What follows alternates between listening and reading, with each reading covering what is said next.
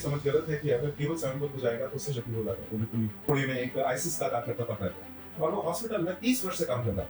आज हिंदू समाज की सबसे बड़ी डिबेट जो है वो बात और कर्म बेस्ड है। देखिए एक सच्चा जगत है, सच्चे जगत की 0.00001% की एक भूमि है ट्विटर की 0.00001% भूमि है जो उसकी 0.00001% एक भूमि है जिसमें एक ये जो आप की बात करने वाले हैं ये लड़की अकेले क्यों गई? इसमें आप रेपिस्ट को पूरी तरह छूट दे रहे हैं। मंदिर तोड़ना, खंडित करना, वहाँ मंदिर पुजारियों को बेहद करना, गाय का सर काटकर मूर्ति पर डालना, शिवलिंग को खंडित करना, हिंदू से दुराचार करना, ये कहा कि आपने मंदिर बनाया ही क्यों? इस्कॉन ईरान जैसे देश में जाकर जहाँ पर हिंदू होना अपराध कानून है, वहाँ पर 24,000 लोगों ने बना दिया। हम मंदिर ना भी जाए तो भी हमारे घर में जो है पूरा एक पूजा हो सकता है। हिंदू धर्म तो प्रैक्टिस की बात। सनातन शब्द का अर्थ यह है इसके अंदर सबको शरण दो, केवल उनको नहीं जो कहते हैं शब्द का नाश कर देना चाहिए। सर एक कल्चरल एथिस्ट है, हिंदू एथिस्ट की कहानी इसके ऊपर स्वयंभू की खोज और शत्रु उनका आई 6 साउंड अच्छे क्या चाह रहे प्रशांत मैं तो सड़ा टमाटर है 0-0 ठीक है।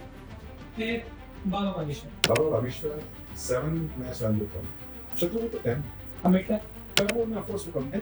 शत्रु उनका बहुत हाई नहीं लेकिन 7 के आसपास ऊपर है। हमारे पास नेट में शत्रु तो मैं कहूंगा कि 10 है कि सर 100 स्वयं वो मुझे अभी ज़्यादा जांचना पड़ेगा। आई थिंक 6-7 नमस्ते। स्वयंबोध और शत्रुबोध पुस्तक पर एक बहुत ही महत्वपूर्ण सार्थक लेकिन संक्षिप्त चर्चा के बाद आज एक बार फिर से हमारे साथ हैं पंकज सक्सेना। नमस्ते सर, कैसे हैं? नमस्ते। इस युग में भी तुम 1.5 घंटे की चर्चा को संक्षिप्त कह रहे हो। सर मेरे लिए तो संक्षिप्त ही, क्योंकि जिस विषय पर आपने पुस्तक लिखी है उसके लिए तो घंटों अगर हम बात करते रहे वो भी कम पड़ेंगे। तो ये प्रशंसा की है नहीं मुझे नहीं पता, पर चल आगे बढ़ो। नहीं सर, प्रशंसा ही है आपकी। तो आपने अपनी बुक के प्रोलॉग में लिखा है, जहाँ आप लिखते हैं prologue to the Hindu renaissance, वहाँ आप लिखते हैं Ayodhya is the Stalingrad of monotheism. तो अयोध्या हमने जीता, वो एक बहुत महत्वपूर्ण विक्ट्री है हिंदूज के लिए, लेकिन उसके कुछ दिन बाद चुनाव होते हैं और पॉलिटिकली वहां एक हार होती है उस पार्टी की जो हिंदुत्व की विचार की पुरोधा आज के समय में देखी जाती है। अब ऐसी सोसाइटी जहां पे रिलीजियस अंडरस्टैंडिंग और पॉलिटिकल अंडरस्टैंडिंग में इस ऐसे एक महत्वपूर्ण इवेंट की इतना अंतर है, वैसी सोसाइटी में आप स्वयंबोध और शत्रुबोध जैसे कंसेप्ट को उस सोसाइटी को समझाने का रेलेवेंस आपको क्या लगता है? पहली बात तो ये कि जो जिस घटना की मैं बात कर रहा हूँ जिसके कारण मैं इसे स्टालिनग्राड ऑफ प्रोफेटिक मोनोथेइज्म बोल रहा हूँ, अथवा इस्लाम और क्रिश्चियनिटी की जो इस्लाम और ईसाईयत की जो शक्तियां हैं उनके लिए ये एक ऐसा बिंदु है। स्टालिनग्राड भी हम अगर दर्शकों को नहीं बताओ तो स्टालिनग्राड किस की बात कर रहे हैं? द्वितीय विश्व युद्ध में जब हिटलर चढ़ाई करता है जापानी सोवियत यूनियन के ऊपर, सोवियत रूस के ऊपर, तो पहले कुछ दिनों में मास में बहुत सीधे उन्हें जो जीत मिलती जाती है और रूस के बहुत अंदर जाते हैं। मॉस्को के वे 20 किलोमीटर दूर ही पहुंच जाते हैं और मॉस्को पे शेलिंग, मॉस्को पे जो अटैक है वह आरंभ हो जाता है। लेकिन उसके बाद हिटलर को लगता है कि उसको जो कॉकेसस के ये कॉकेशियन माउंटेन्स के उसको तेल के कुएं चाहिए, जो अजरबैजान, बाकू, दागिस्तान जो उसके अंदर है। इसके लिए वो दक्षिण में अटैक करते हैं। दक्षिण में एक नगर जो स्टालिन ने अपने नाम से उसको कर दिया था, स्टालिनग्राद करके, और वो सिंबॉलिक भी था क्योंकि वो स्टालिन के नाम से था और स्टालिन उस समय सोवियत यूनियन का नेता था, रूलर था। तो स्टालिनग्राद को उन्हें जीतना होता है और स्टालिनग्राद में फंस जाते हैं। वहां पिच बैटल होता है। वहां से हिटलर और नाजी सेनाएं हारना आरंभ करती हैं। वे पहली बहुत महत्वपूर्ण हार होती है ईस्टर्न फ्रंट पे, पूर्वी मोर्चे पर हिटलर और नाजियों की, और उसके बाद लगातार हारते हारते ये रहते हैं और अंत में नाजी और हिटलर जो उनकी सेना है उनका सर्वनाश हो जाता है। तो मैं इस रूप से कह रहा हूँ कि यहाँ पर प्रोफेटिक मोनोथेइज्म की जो सेना जो अभी तक जीतते चले आ रहे हैं, अधिक से अधिक जो द्वीप पर और महाद्वीपों पर और देशों में वे ईसाईयत और इस्लाम को बढ़ाते चले जा रहे हैं। पहली बार कदाचित ऐसा हुआ है कि इनकी हार आरंभ हुई। वह हार मैं कैसे बोल रहा हूँ, सेनाओं की हार तो कई बार हुई, हमने बारंबार इनको हराया, परंतु इस काल में एक पेगन सभ्यता, पेगन का अर्थ जो मूर्ति पूजक, आप उसको जैसे भी कहना चाहें, गैर ईसाई गैर मुसलमान सभ्यता ने अपना जो केंद्रीय धार्मिक स्थल है उसको लड़कर जबरदस्ती वापस लिया है। ऐसा पहली बार हुआ। इससे पहले जो भी हुआ, स्पेन ने जब रिक्लेम किया था, एक समय था स्पेन ईसाई हुआ, उसके बाद अरबी सेनाएं उनके ऊपर चढ़ गए और उनको हराया और उनको इस्लाम में धर्मांतरण किया। उसके बाद फर्डिनेंड और इसाबेला ने जब रिकॉन्क्वेस्ट किया तो उसमें भी बहुत समय लगा, परंतु स्पेन को उन्होंने पूरी तरह वापस से ईसाइयत में, केवल ईसाई सेना ही नहीं जीती, वहां जो मुसलमान हो चुके थे उनका पुनः वे धर्मांतरण किया जी, अथवा उन्हें ईसाइयत में वापस बुलाया और सबको ईसाई बनाया, और उनकी पूरी तकनीकें हैं कि वो कैसे किया, और पूरी तरह से स्पेन को वापस उन्होंने ले लिया। इसके अलावा और कोई बहुत कम ही ऐसे उदाहरण मिलते हैं, ऐसे एक दो ही हैं, परंतु यह भी ईसाइयत और इस्लाम के बीच में ये खेल चल रहा है। कोई भी मूर्ति पूजक सभ्यता का ऐसा करना ये पहली बार इतना बड़ा कार्य हुआ, और इसलिए जो शत्रु है वो इतने बौखलाए हुए हैं, उनको ऐसा लगता है कि अगर एक केस में ऐसा हुआ तो फिर तो अब ये बात क्या रुकेगी। जैसे उसके बाद ऐसा हुआ कि अब काशी और मथुरा, तो काशी मथुरा की जैसे बात आई तो बोले तीन ही, नहीं तीन ही क्यों होंगे, क्योंकि अगर आपने तीन वापस लिए और उसका आधार ये है कि हिंदू मंदिर था जिसको मुसलमान आक्रांताओं ने उसको विध्वंस किया और इसके ऊपर मस्जिद बनाई, तो अगर यह कारण है तो फिर और क्यों नहीं, तो फिर सारे क्यों नहीं, तो ऐसी बातें चल पड़ी। तो यह जो है स्टालिनग्राड ऑफ प्रोफेटिक मोनोथीज्म है, यह श्रृंखला अब चल चुकी है और यह नहीं रुकेगी। किसी एक राजनीतिक पार्टी के वहां पर जो कॉन्स्टिट्यूएंसी आज जो बनाई है वहां पर हार जाना एक बहुत ही छोटी घटना है, इससे कोई उसका बहुत लेना देना नहीं है। अब आप कहेंगे हिंदुत्व का पुराना है, पार्टी में ऑफकोर्स वो एक ही पार्टी है जो हिंदुत्व को ओवरटली इच्छा से बिना इच्छा से अगर वो करते हैं तो वो भाजपा ही है। तो जो वहां के लोग थे, अगर आप उनसे बात करेंगे तो वो इस तरह के इस युद्ध को देख ही नहीं रहे, और इसका कारण ये है कि मैंने पुस्तक लिखी है, उनको ऐसा लगता है कि उनके हिंदू समाज के बीच में जो बंटवारा है और बीच में जो उनकी समस्याएं हैं वे बहुत महत्वपूर्ण है, और वे बहुत महत्वपूर्ण है, और इस्लाम या इस्लामी जो शक्तियां हैं अथवा ईसाइयत है, ये छोटी शक्तियां हैं, इनसे इनको खतरा नहीं है, और अब तो राम मंदिर बन गया है और इसलिए अब कोई चिंता नहीं है। तो एक वो शांति जो आ जाती है, जो फॉल्स कॉम्प्लेसेंस से आ जाती है, वो उनके अंदर आ चुकी है। तो इस कारण से भी हमको ऐसा लगता रहता है, जबकि ऐसी स्थिति नहीं है, तो उस कारण से ही स्वयंबोध और शत्रुबोध दोनों हमें बहुत तेज होना चाहिए कि भले ही हमारे बीच में कितनी भी दूरियां हो आपस में समाज में, परंतु उन शत्रु के साथ ना मिले, ऐसी बात होनी चाहिए। इसका एक और दूसरा भाग है कि जो हिंदुत्व के पुरोधा है और हिंदू समाज के उत्थान की जो बात करते हैं, उनको हमारी समस्याओं पर भी अधिक ध्यान देना होगा। हमको ये भी ध्यान देना होगा कि हमारे समाज में ऐसी कौन सी समस्या आ रही है, क्या ऐसा सच में हो रहा है कि किसी को खाने की भी समस्या हो रही है और इस कारण से वो देख ही नहीं पा रहा है कि सभ्यता का जो युद्ध है वह कहाँ जा रहा है। तो हमको और किसी एक समुदाय की अगर कोई डिग्निटी, उसकी जो आत्मसम्मान है उसको आते हैं, तो ये जो हमारे बीच में जो ये कटुता समाज के अंदर होता रहता है, ये कोई बहुत गहरी बात नहीं, परंतु उस पर भी ध्यान देना चाहिए। तो युद्ध सदैव एक सभ्यतागत युद्ध कई आयाम में एक साथ चलता है। आप ये ना सोचे कि आप अगर सीमा पर लड़ रहे हैं तो अंदरूनी कोई समस्या आपको नहीं होगी, आप ये ना सोचे कि हम नेशन बिल्डिंग कर रहे हैं, राष्ट्र निर्माण कर रहे हैं, तो हमको बाहर से कोई चुनौती नहीं होगी। ये सदैव सारी ये जो मोर्चे हैं एक साथ ही खुले रहते हैं। हम आज भी 1 बिलियन है, और 1 बिलियन लोग 100 करोड़ लोग से ऊपर जो है उनकी जो समस्याएं हैं वो कई स्तर पर होंगी, कई आयाम पर होंगी। सारे युद्ध हमको एक साथ ही लड़ने होंगे। हम ये ना सोचा कि एक और हम युद्ध लड़ाए तो दूसरे और टाइम गंदा हो। ओके, तो ये ऐसा ही है जैसा घर में आप बताते हैं कि पति पत्नी में झगड़ा होता है तो बाहर जब से बड़ी रुचि आती है। जी सर, आपने पिछली बार ये प्रसंग मेरे मन में डाल दिया और मेरी भी आयु बढ़ रही है विवाह की तरफ तो सोचना तो पड़ेगा। हमारे दर्शक जो है ये इस बात को ध्यान दें और जो प्रतीक भाई है इनका विवाह शीघ्र कराएं, मैं ऐसा सम्मान करता हूं। तो सर, जब आप स्वयंबोध की बात करते हैं ना, बहुत सारे फंडामेंटल एक्सियम्स की बात करते हैं। पिछले पॉडकास्ट में भी हमने उन कॉन्सेप्ट्स पे टच किया, जैसे आत्मा ब्रह्मा हो रहे या फिर कर्म का, पुनर्जन्म का सिद्धांत है, वेदों का पौरुषेयत्व है। तो ये जो कॉन्सेप्ट्स हैं ये मोस्टली आज के अगर किसी मॉडर्न हिंदू माइंड को आप बताओ तो उनके लिए काफी फिलोसफिकल एस्पेक्ट रह जाता है और काफी उन्हें अदरवर्ल्डली प्रतीत होता है ये सब चीजें।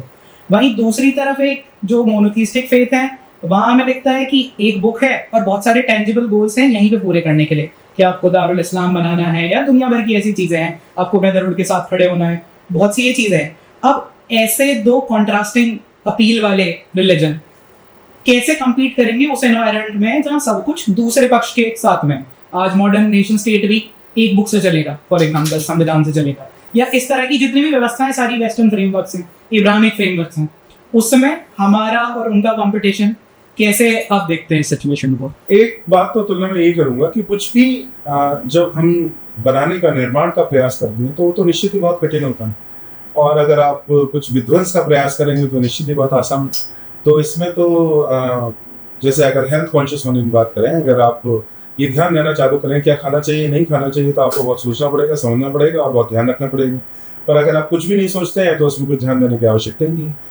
तो वन बुक वन वो तो इजी है ही, परंतु इसका अर्थ ये नहीं है कि वह उसको हम जीत नहीं सकते। दूसरी बात ये है, ये बात मैं बिल्कुल गलत मानता हूँ कि मॉडर्न जो या आज का जो समय है वो ये सिद्धांत नहीं मान सकते हम।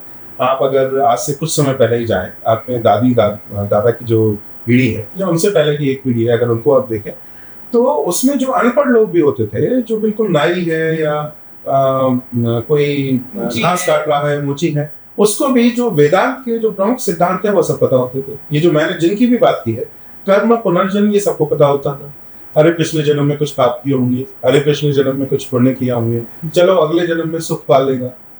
तो ये कर्म प्रारब्ध पुनर्जन्म, इसका उन्हें अच्छा ज्ञान था।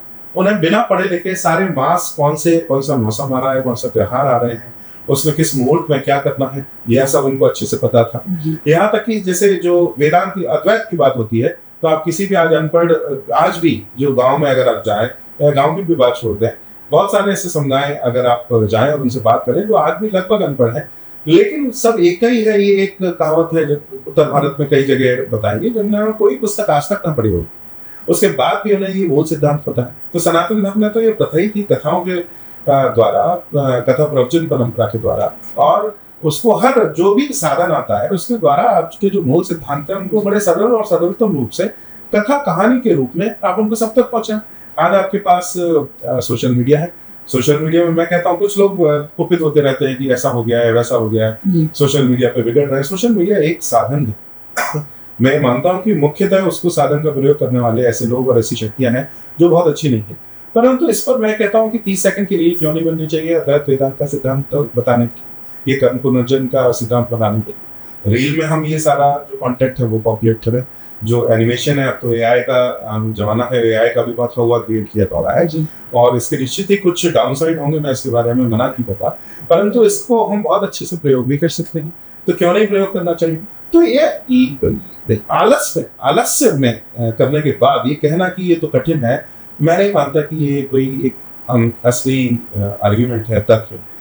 हमने अभी तक बहुत परिश्रम किया ही नहीं है। जब हम पर आक्रमण हुआ था उसके बाद अभी हम उठ ही रहे हैं। 2014 में जैसा कहते हैं कि लोग स्वतंत्रता हुई हमारी, और उसके बाद में अभी 11 वर्ष ही हुए हैं और अभी हम जागे रहे हैं। तो अभी हमने प्रयास ही इतना नहीं किया है। हम ये कहें कि ये कम्पीट नहीं कर सकता, ये तो बिल्कुल भी सही नहीं है। इस्कॉन, मैं ये नहीं कह रहा कि मैं इस्कॉन की विचारधारा पूरी तरह उससे मानता हूँ, परंतु ईरान जैसे देश में जाकर जहाँ पर हिंदू होना अपराध है कानून रूप से, वहां पर 24,000 उन्होंने हिंदू बना लिए। तो अगर आप में अब ये कैसे कूल हो गया उनके लिए, उन्होंने तो मुंबई और दिल्ली में कूल बना लिया है धर्म को, वैष्णव धर्म को वो पालन कर रहे हैं, परंतु उसको उन्होंने हिंदू धर्म के एक आयाम को उन्होंने कूल बना लिया है। तो आप क्यों नहीं बना सकते? तो अभी तक हमने काम किया नहीं। काम करने से पहले ये ना बोले कि ये जो विषय है यह कम्पीट नहीं कर सकता। विषय को प्रस्तुत करने वाले अगर अभी कम्पीटेंट नहीं है तो उसका विषय खराब है। ऐसा अगर हम आज के समय में देखें तो जब से मॉडर्निटी आई है तो रिलीजन का जो महत्व है समाज में या एज अ आइडेंटिटी बहुत कम होता दिखता है। Not just in India, everywhere else, मतलब दुनिया भर में। अब यूरोपियन क्रिश्चियन है जैसे, लगभग उनकी क्रिश्चियनिटी काफी मरती दिखती है आज के समय में अगर देखें तो। या कोई भी क्रिश्चियन है वो दुनिया में उसने और आइडेंटिटीज बना ली अपनी लगभग सबने। जैसे कि कोई फुटबॉल फैन है तो वो दूसरे देश के किसी फुटबॉल फैन से ज्यादा रिलेट कर जाएगा compare to a Christian of Africa. एक यूरोपियन क्रिश्चियन किसी और से, मतलब फुटबॉल फैन से ज्यादा कनेक्ट कर जाएगा। तो इस तरह का जब मॉडर्निटी से सिचुएशन बन गई है तो सभी फॉलोअर्स को एक रिलीजन के एक ही ब्लॉक में रख के देखना, जैसे हम क्रिश्चियनिटी को और इस्लाम को, प्रोफेटिक मोनोथेइज्म को, सबको एक तरह से देखने का जो प्रयास यहाँ पे कर रहे हैं, ये कितना फेयर है या कितना रेलेवेंट है आज के समय में? कहीं अप्रोच आउटडेटेड तो नहीं है? ये अप्रोच तो अभी ढंग से ली ही नहीं। पहली बात तो मैं ये बिल्कुल नहीं कह रहा हूँ कि हम सबको एक ही घेरे में बांधें। मैं विचारधारा की बात करता हूँ। जिसने जिन दो आतंकवादी बना, कन्हैया लाल की लगन काटी, वो उसी विचारधारा से प्रेरित थे, मजहबी विचारधारा से, जिससे साधारण मुसलमान प्रेरित होता है। आपको नहीं पता कि कब उसके अंदर इस्लाम उस रूप से जाग जाए कि वह आसपास के जो हिंदू है उसका गला वो काट दे। तो मैं बात उस विचारधारा की कर रहा हूँ। तो इसमें सब एक नहीं है, हो सकता है कि उस समय सब अलग अलग परसूट कर रहे हैं, लेकिन जैसा अभी एक बात आई कि पुणे में एक आईसिस का कार्यकर्ता पकड़ा गया और वो हॉस्पिटल में 30 वर्ष से काम कर रहा था, और उनके संग एक जो काम कर रही थी उनकी जो कलीग है वो संघ के ही लोग थे, उनकी बहन थी, और उनका 30 वर्ष से हमें कोई अंदाजा भी नहीं था कि आईसिस का हो सकते हैं, अंदर से इतना रूप से जिस प्रकार से काम कर रहे थे। तो वे एक हॉस्पिटल में भी काम कर सकते हैं, बड़े आसान रूप से भी काम कर सकते हैं, पर कब इस्लाम जाता है उस विचारधारा को समझना तो आउटडेटेड तो कब विपरीत है, हमने अभी समझने का प्रयास नहीं किया। आउटडेटेड ये क्लीशेड अप्रोच है कि सबको एक जैसा देखना, इससे हम प्रिवेंट करते हैं, हम रोकते हैं किसी विचारधारा को समझ। जब भी हम ये बहुत तो ऐसा तो फिर हिंदुत्व भी कुछ नहीं, हमारे जो विरोधी हैं, तो अगर सारे हिंदुत्ववादी अलग अलग हैं, वही हो सकता है कोई खिलाड़ी हो, कोई डॉक्टर हो, कोई इंजीनियर हो, तो फिर तो हिंदुत्व जैसी भी कोई वस्तु नहीं। तो लेकिन उसको समझना है कि तो बहुत सारी पुस्तकें भी हमारे आसपास में लिखी जाती रही। तो नाजिज्म में भी जितने भी नाजी हुआ करते थे, सबको अलग कोई म्यूजिशियन होता होगा, कोई पॉलिटिशियन होता होगा, परंतु क्या हमने नाजी विचारधारा को समझने का प्रयास नहीं किया, या हमने नाजी बोलना छोड़ दिया, ये कह के कि एक नाजी तो म्यूजिशियन है, दूसरा नाजी पॉलिटिशियन है, नाजी कुछ होता ही नहीं जी, आउटडेटेड है, ऐसा तो हमने नहीं कहा। तो व्यक्ति तो अलग अलग होंगे ही, परंतु जो विचारधारा का अगर बहुत कड़ा उनके ऊपर नियंत्रण है तो हमें उस विचारधारा को समझना बहुत ही इम्पोर्टेंट है। तो पहली बात तो ये। दूसरा कि रिलीजन, मॉडर्निटी और रिलीजन का जो डिबेट है ना, वो बहुत फ्लॉट है। वो फ्लॉट इसलिए है, हमारी ओर के जो कई एक तबका है, एक फ्रिंज तबका है, वो पूरे विश्व में केवल एक ही डिबेट देखते हैं, मॉडर्निटी वर्सेस ट्रेडिशन रिलीजन, वो जो कहते हैं। उसमें ट्रेडिशन में वो क्रिश्चियनिटी और इस्लाम को भी एक्सेप्ट करते हो। जहां आपने हिंदू धर्म के समकक्ष क्रिश्चियनिटी इस्लाम को रख दिया, वहीं आपकी समझ पूरी तरह नष्ट हो जाती है। रिलीजन तो निश्चित ही नीचे जा रहा है, कम हो रहा है, और उसका एक समय संपूर्ण विनाश होना तय है, परंतु धर्म के साथ ऐसा होना तय नहीं है। हमारे देश में भी जो धर्म की हमें कमी दिखती है, उसका कारण यह है कि हमारे जो देश की नींव बनाई गई और राष्ट्र निर्माण हुआ, वो राष्ट्र निर्माण ही ईसाई, जो हमने पिछली बार बात की थी, ईसाई कई विचारों के आधार पर हुआ। तो हमको धर्म पढ़ाने का हमें आज्ञा ही नहीं। आपने हम किसी स्कूल कॉलेज में हमारे टेक्स्ट बुक्स में धर्म की कोई बात ही नहीं लिखी हुई, बल्कि हम कुरीतियां तो लिखते हैं त्योहारों में क्या होता है, परंतु धर्म का कोई हमें पाठ नहीं पढ़ाया जाता। और उसी समय आपने जिस प्रकार के मार्केट फोर्स और जो बाकी सब आया, तो जो प्राइवेट और पब्लिक में जो हमारे शत्रु जो शक्तियां हैं, उन्होंने पब्लिक में भी हिंदू धर्म के एक्सप्रेशन को, उसके अभिव्यक्ति को रोकने का पूरा प्रयास किया। जो षड्यंत्र चलता रहा उसके तहत ऐसा हुआ है। अथवा हिंदू धर्म तो बहुत मोबाइल है, हम मंदिर ना भी जाए तो भी हमारे घर में जो है पूरा एक पूजा घर हो सकता है, उसमें हम सारी पूजा कर सकते हैं, सारे त्योहार मना सकते हैं। हिंदू धर्म तो प्रैक्टिस की बात, ये अपने कर्तव्य निर्धारित कर्तव्य बोध की बात है, कर्तव्य निभाने की बात है। कर्तव्य तो हम कहीं भी रहकर निभा सकते हैं, बल्कि हिंदू धर्म तो मैं कहूंगा कि इनसे बहुत अधिक मोबाइल, अगर हम उसको ठीक से इम्प्लीमेंट करने का, जो आज 1947 के बाद हमें जो रोका गया है धर्म की शिक्षा देने का, धर्म के अभिव्यक्ति का, वो ना किया जाए, जो इंस्टीट्यूशनल हम कह सकते हैं कि संस्थागत रूप से जो षड्यंत्र हुआ, उसको अगर समाप्त करते हैं तो हिंदू धर्म तो बहुत आगे बढ़ेगा। फंडामेंटल डिफरेंस जो है वो आइडियोलॉजी का ही है, ना कि इंडिविजुअल्स में जबरदस्ती डिफरेंसेस। कुछ ग्लोबल फोर्सेस होते हैं, मैं उसको मना नहीं कर रहा हूँ, परंतु वो ग्लोबल फोर्स इससे ऊंचे नहीं होंगे। जिस प्रकार से आज अफ्रीका में नाइजीरिया की फुटबॉल टीम है, उसमें कुछ ईसाई हैं, कुछ मुसलमान हैं, और वो 11 प्लेयर्स को छोड़ के आज बड़ा भयंकर सिविल वॉर चल रहा है नाइजीरिया के अंदर, क्योंकि वो नाइजीरिया है, अफ्रीका है, तो विश्व ध्यान नहीं देता।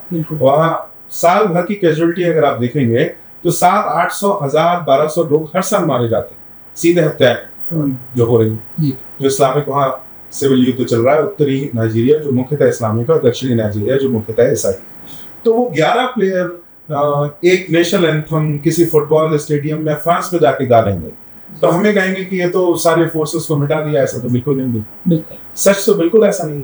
तो जो भी ऐसी बातें की जाती है, मैं कहता हूँ इसका स्टैटिस्टिकल आधार क्या। अगर धर्म के रिलीजन मजहब के आधार पर 10-12 ही लोग लड़ रहे हैं और फुटबॉल से सारा प्रेम और सौहार्द हो रहा है, तो मैं मान लूंगा कि फुटबॉल बड़ी शक्ति।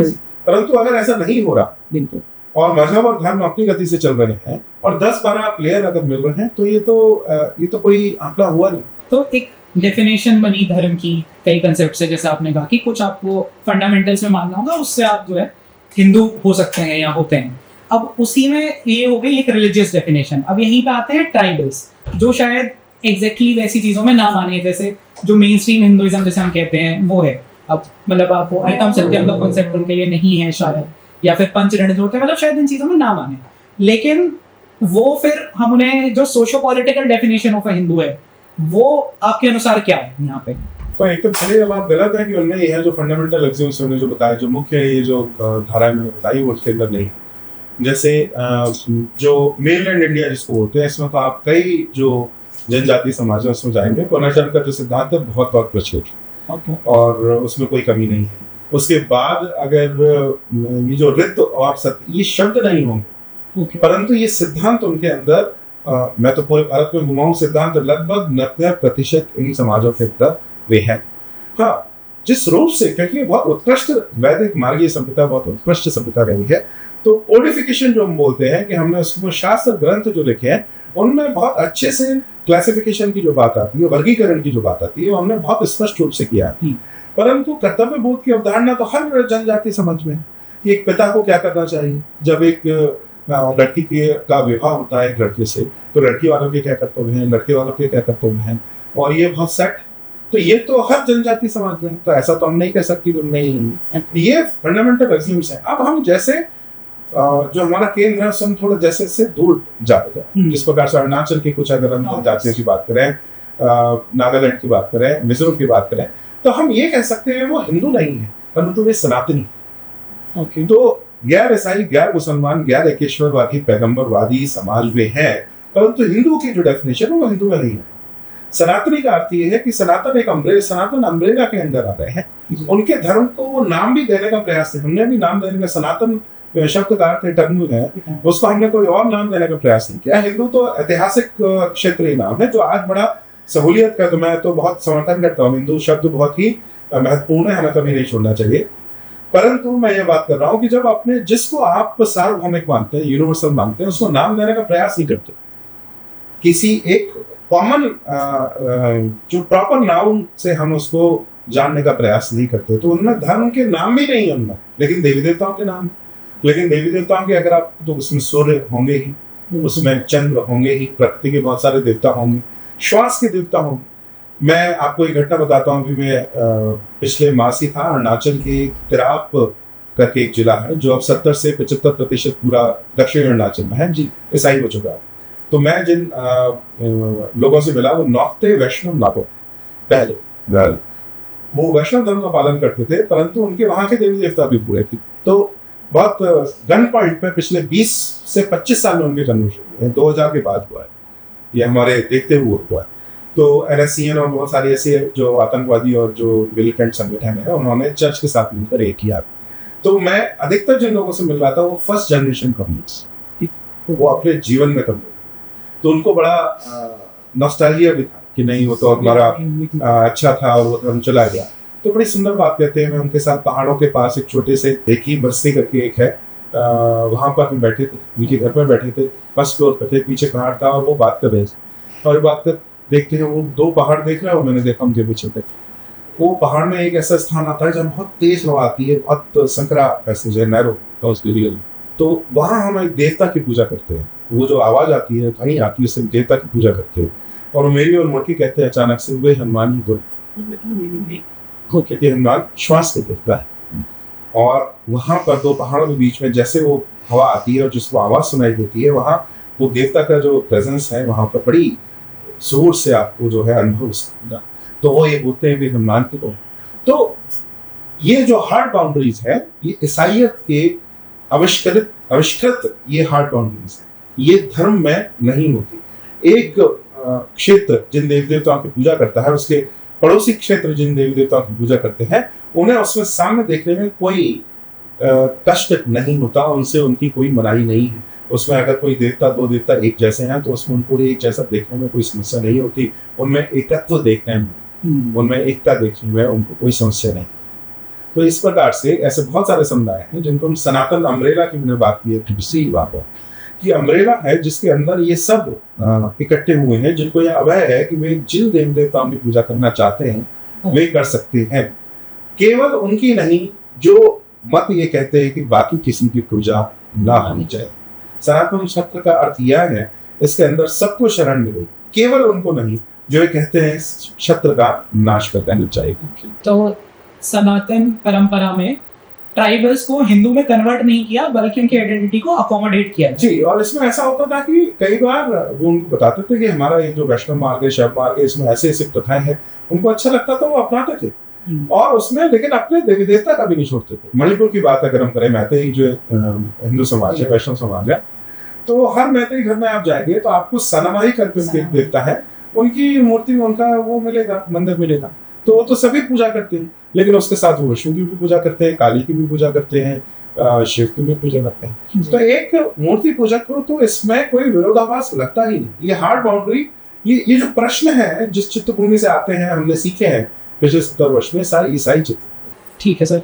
अब जब आगे बढ़ते हुए स्वयं बोध का जो कंसेप्ट है, अपने आप को जान लेना, स्व को जान लेना, स्व को जब हम जान लेते हैं तो उससे हमें ये जरूर पता चल जाता है कि हाँ कोई और हम जैसा तो नहीं है। एटलीस्ट हम वहां से शत्रु डिफाइन कर सकते हैं स्व से, ऐसा मेरी अंडरस्टैंडिंग है कि अगर स्व समझ गए तो शायद आप शत्रु समझ जाएंगे। लेकिन हमारे पुराने ऋषि हुए बहुत सारे जिनका शत्रु स्वयं बोध आप पाएंगे एकदम मतलब टॉप नॉच लेवल पर था, लेकिन जब वो शायद मुझे ऐसा महसूस होता है, या फिर आप बताएंगे इस पर क्या कहना चाहते हैं, कि वो समाज को तैयार नहीं कर पाए शत्रु को पहचानने के लिए या शत्रु से डील करने के लिए। तो मैं कहूंगा कि ये समझ गलत है कि अगर केवल स्वयंबोध हो जाएगा तो उससे शत्रु बोला जाए, वो बिल्कुल नहीं। ओके। क्योंकि शत्रु तो अनगिनत प्रकार के हो सकते हैं। हम कैसे सारे अनगिनत काल्पनिक जो संभावना है उनको आप कल्पना आप करके उनके विरोध में आप अपने आप को परिपक्व कर लें, ऐसा तो नहीं हो सकता। या तो जब एक शत्रु आएगा उसकी प्रकृति को अध्ययन करके ही आप उसके विरोध में अपने समाज में वह विरोध पैदा कर पाएंगे और उसको हरा पाएंगे। तो शत्रु आने के बाद ही होता है। इसलिए तो मैंने कहा है दोनों, वरना एक बोध पर्याप्त होता, शत्रुबोध की आवश्यकता ही नहीं है अगर स्वयं बोध से शत्रुबोध होता। और जब ये ऋषि जिनकी आप बात कर रहे हैं, जब उन्होंने काम किया, जब उन्होंने लिखे ग्रंथ लिखे, तो उन्होंने उस समय के जो शत्रु थे, उस समय के जो मित्र थे, उनका अच्छे से अध्ययन किया है। जिस प्रकार से जो बौद्ध समाज था उस समय हिंदू समाज में बहुत हमले कर रहा था, शरीर से नहीं लेकिन बौद्धिक रूप से बहुत उन पर प्रहार कर रहा, उनका उन्होंने पूरा प्रतिकार किया। पूर्व पक्ष आती है कि जितने भी विरोधी हैं उनको अच्छे से समझो, अच्छे से समझने के बाद भले भी शत्रु और मित्र, उसमें यह पूर्व पक्ष में यह हम नहीं देखते शत्रु मित्र और राइवल ही क्या है, परंतु जो भी अदर है उसका अच्छे से अध्ययन करना है और फिर अगर उसका सामना करना है तो पूरी तरह से सामना करना है। तो उन्होंने तो बहुत अच्छे से किया है, बौद्ध धर्म का किया है, जैन धर्म का किया है, और इसमें जितने भी और दूसरे मत हैं सब एक दूसरे का मतों का करते थे। तो उन्होंने अपने समय का किया। अब इस्लाम आया ही बात, तो मैंने इसमें लिखा भी है, परंतु इस्लाम तो बहुत बाद में आया है। ईसाइयत का हमें पहला एक्सपोजर हुआ पुर्तगालियों से, परंतु उसके वो बहुत छोटे हिस्सों भाग में था। उसके बाद ठीक रूप से तो जब 18वीं शताब्दी में, 17वीं के अंत में 18वीं शताब्दी में जब अंग्रेज आ रहे होते हैं, उसके बाद एक तरह से ईसाइयत को हम या मोनोथीज्म जिस रूप से हमारे सामने आया तब प्रकट हुआ। और इसमें एक और बात है कि जो इसमें अधिक सोफिस्टिकेटेड था ईसाइयत, वो बाद में आया।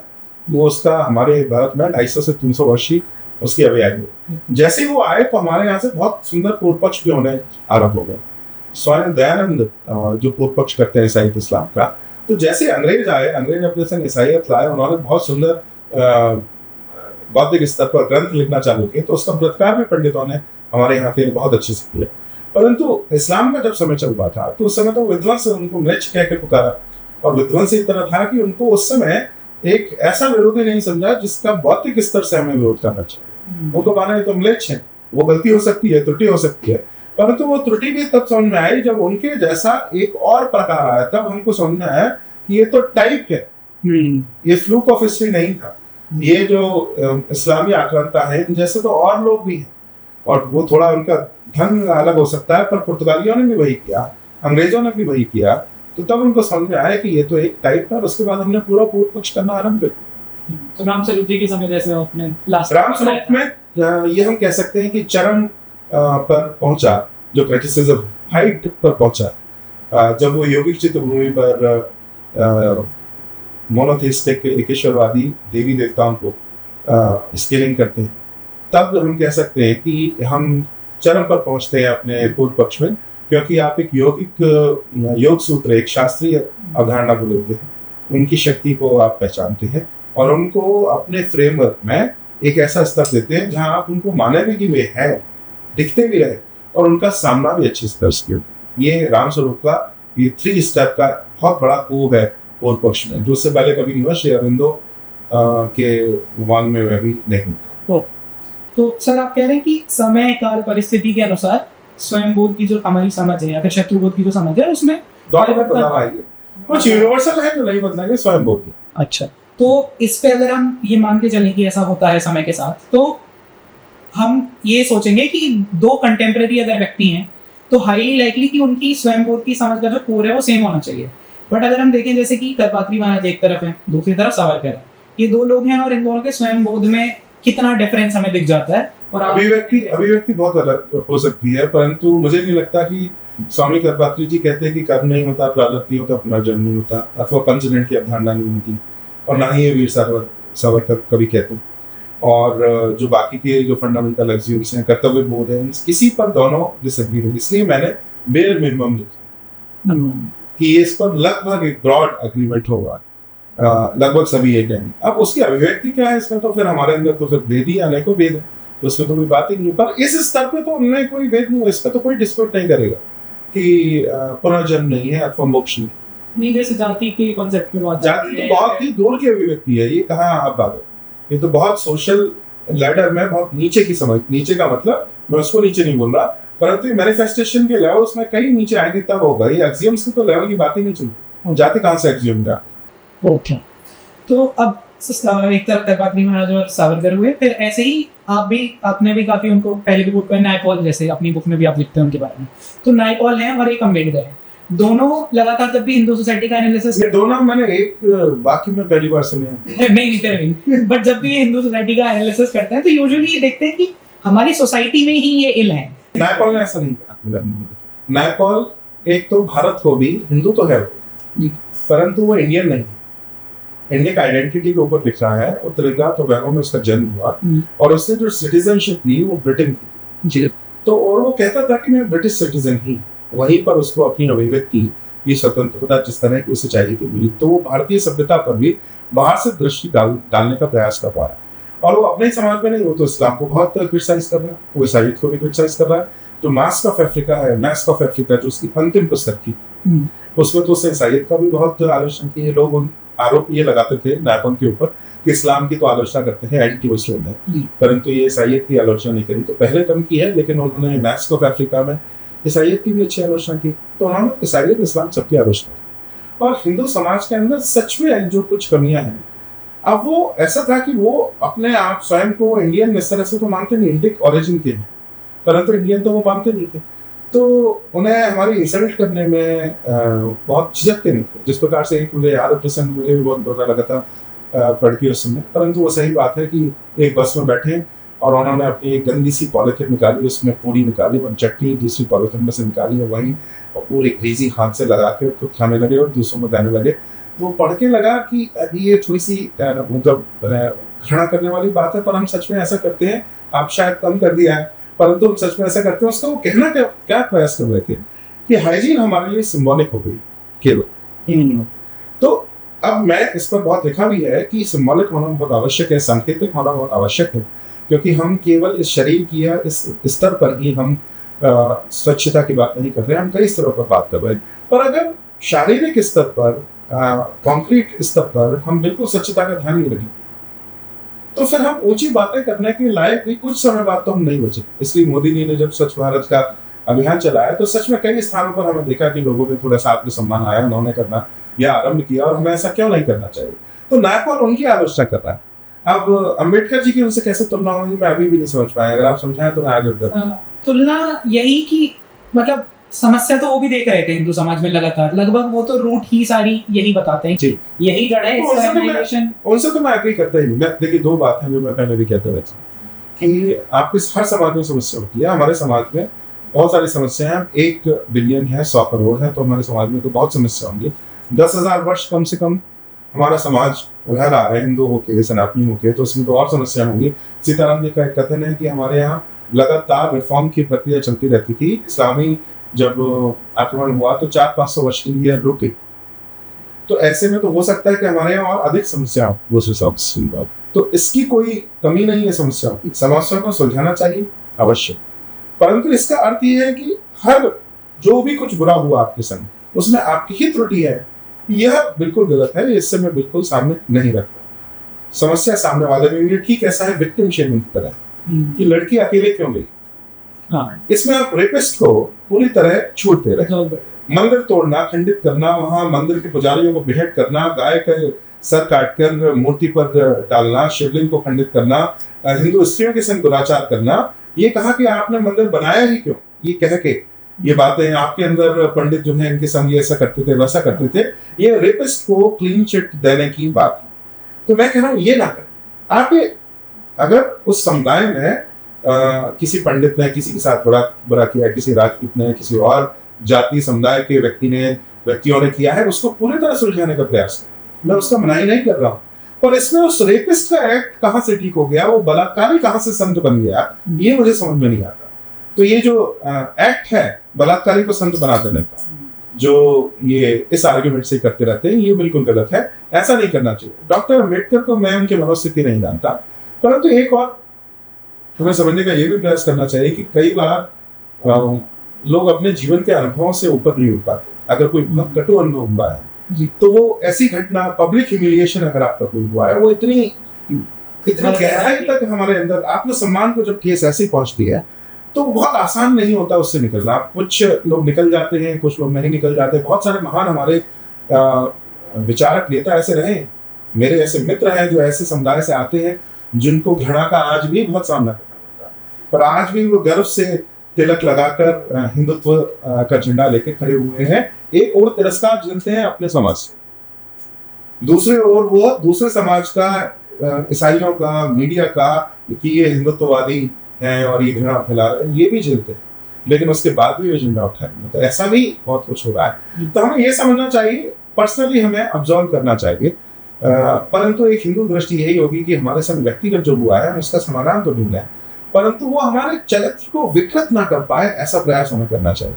और हमें जब ऐतिहासिक हम पर्सनैलिटीज को भी देखें तो उसमें हमें देखना चाहिए किसकी बात अधिक माने। वो ऐसी बात माने जो अपने व्यक्तिगत घटनाओं से ऊपर उठने में सक्षम रहे, अधिक सफल रहे। जी, गांधी भी एक स्तर पर अपनी व्यक्तिगत उससे उनको उठ पाना बहुत कठिन था, जबकि जब स्वामी विवेकानंद की बात करें तो बहुत सारी ऐसी घटनाएं हुई हैं अमेरिका में उनके साथ, भारत के अंदर, जो जो बहुत ह्यूमिलिएटिंग थी। आत्मसम्मान उनको भी ठेस पहुंचा, उन्होंने तो अपने आत्मसम्मान पर लिया ही। जिस बुद्ध का वो किंवदंती है कि सही है नहीं है मुझे नहीं पता, जातक में हुआ है या नहीं, कि गाली अगर देते हैं कोई अपशब्द बोलता है तो हमें लेना नहीं है। स्वामी विवेकानंद ने तो उसको प्रैक्टिस किया, श्री अरविंदो ने भी ऐसा किया, और फिर क्रिएशन किया। राम स्वरूप और सीताराम जी के संग क्या नहीं हुआ। आज तो हम बहुत हम पुस्तक लिखते हैं तो एक पूरा इकोसिस्टम है हिंदुत्ववादी, अगर लिखते हैं तो उसमें खरीदने वाले लोग हैं, पढ़ने वाले लोग हैं, चर्चा करने वाले लोग हैं, पॉडकास्ट करने वाले लोग हैं, परंतु जब वे, और इतने हम उनके पैर की धूल भी नहीं, कण भी नहीं, जब वे काम कर रहे थे तो उस समय कोई भी नहीं, तो उनके साथ भी बहुत कुछ हो, लेकिन उसके बाद भी उन्होंने अपने पर्सनल घटनाओं से ऊपर उठ के धर्म की सेवा की।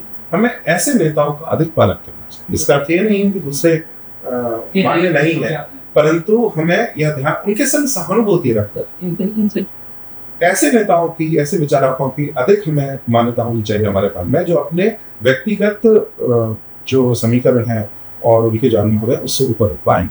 ठीक, तो जो अपने अंदर की व्यक्तिगत कंटेंट से कंज्यूम ना हुए हो, उस तरह से हमें रिसर्च को बेसिकली देखना चाहिए।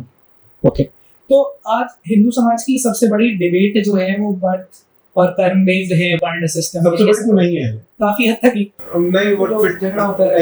एक देखिए, एक सच्चा जगत है, सच्चे जगत की 0.00001% की एक भूमि है ट्विटर की 0.00001% भूमि है जो उसकी 0.00001% एक भूमि है जिसमें एक ये जो आप रायता की बात करने वाले हैं वो लोग वहां पर रहते हैं, तो वो बड़ा हिस्सा नहीं है। हाँ, कुछ है ऐसी बात, पर ये डिबेट जो है चली रहती है, लगी रहती है, और कुछ एकदम ट्रेडिशनलिस्ट जो हैं हमारे मठ हैं, वहाँ पे भी व्यवस्था बनाए रखने की बात होती है। लेकिन मॉडर्न समय में देखिए ये सब बदल गया है, कोई भी अपने वर्ण के अनुसार काम नहीं कर रहा है। बहुत कम। सर्विस सेक्टर जो मैं ये नहीं कहूँगा लगभग 1% से कम ही लोग हैं। तो आज के समय की ये डिबेट कितनी महत्व रखती है आपके अनुसार? मतलब कोई सेंस है या एक थ्योरेटिकल लड़ाई ही लड़ रहे हैं? मुझे तो लगता है इनको अगर इग्नोर करें तो हमारे ऊर्जा का अधिक अच्छा उपयोग होगा। ओके। हाँ, और ठीक है कि अगर हम उसमें से कुछ लोग अगर जैसे अभी अविमुक्तेश्वरानंद जी जो शंकराचार्य तो नहीं है, उनकी पूर्ण मान्यता नहीं है, बाकी के उनको पूरी के स्वामी जी नहीं मानते तो मैं कोई बड़ी दृष्टता नहीं करूंगा, उन्हें नहीं मान के शंकराचार्य। तो वो जब इस चुनाव में उन्होंने अपने जो राजनीति जिस प्रकार की खेली उसमें ये थोड़ा मेन स्ट्रीम हुआ, इसलिए हमें थोड़ा सा ध्यान देने की आवश्यकता है। उत्तर प्रदेश के अंदर चुनाव की आप बात कर रहे थे, उसमें भी उसका एक योगदान, एक वो धड़ा था, एक कारण था कि इस तरह की बात फैलाना कि ये तो भाजपा तो रिफॉर्म कर देगी, रिफॉर्म करके हिंदू धर्म का नाश कर देगी, कांग्रेस कम से कम रिफॉर्म तो नहीं कर सकती। उनका आर्ग्यूमेंट ये, तो हम तो कांग्रेस के साथ जाएंगे।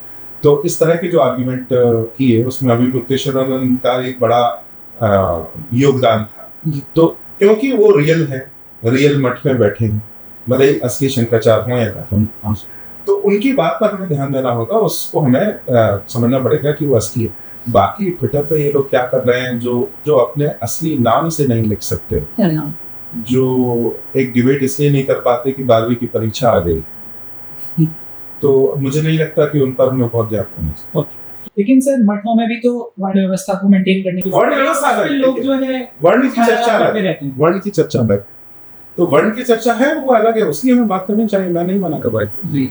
उसमें क्या प्रश्न है? उसमें यही मतलब कि जो लोग बेसिकली रिफॉर्मिस्ट जो जील है सबके अंदर की आज के समय में हिंदुत्ववादियों के अंदर या बाकी समाज के अंदर भी, वो यही कहती है कि भाई ये वर्ण छोड़ो, खत्म करो, ये जबरदस्ती इन पे अटके हुए हैं ट्रेडिशनल आचार्य भी जो है हमारे। देखिए दो बात है, वर्ण छोड़ो अलग बात है, रिफॉर्मिस्ट होना इज नॉट इक्वल टू वर्ण छोड़ो। रिफॉर्म का ही हो सकते हैं, रिफॉर्म सुधार से मूल में आपको क्या समस्या है, किसी को क्या समस्या है, मुझे नहीं समझता।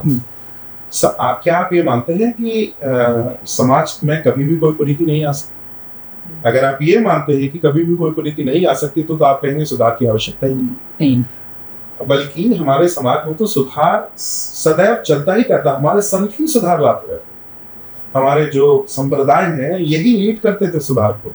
आज भी जो हिंदुत्व की जो अग्नि जली है तो वीर सावरकर से पहले तो स्वामी विवेकानंद ने जो जलाई है, एक तरह से वहाँ हिंदुत्व का आरंभ होता है। उससे पहले जब तिलक जिस प्रकार का जो गणपति पूजा जो स्थापित करते हैं महाराष्ट्र के अंदर, जिस प्रकार का हिंदू यूनिटी का कंसोलिडेशन करते हैं, हिंदू एकता का, वहां से ये जो अभी का जो लेटेस्ट जो वीर हिंदुत्व की वह यहाँ से आरंभ होती है। तो हमारे यहाँ तो साधु ही रिफॉर्म और सुधार करती थी, तो सुधार से क्या समस्या होती है, मुझे यह नहीं समझ पाता। दूसरा यह प्रश्न ही करते हैं वर्ण होना चाहिए नहीं होना चाहिए। समाज क्या है, समाज में तो हमें 99% से अधिक नहीं है, तो जो कहते हैं कि वर्ण व्यवस्था और उसके नियम मानने चाहिए, बड़ा साधारण सा प्रश्न है कि वो नियम किन पर लागू, आप और मैं क्या है, इस बात के वो बड़े घुमा फिरा के उत्तर देते हैं और कई लोग तो इस पर चर्चा नहीं करना चाहते, खत्म बात, बस जो लिखा है वो सही ऐसी बात रखते हैं।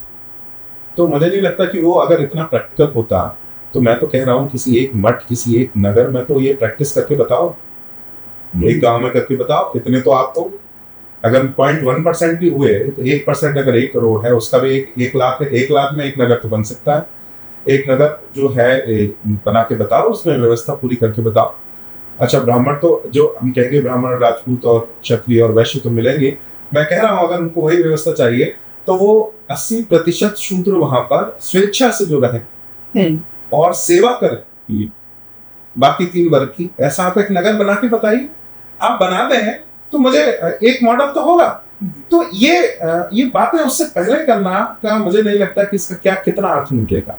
अच्छा, जो ट्रेडिशनलिस्ट मठ है वो जो मैं बात कर रहा हूँ, मैं एक और बात बता दूं कि ये जो सोशल मीडिया पे वायरल होने वाले ये एक प्रजाति है, ये हर स्थान पर है।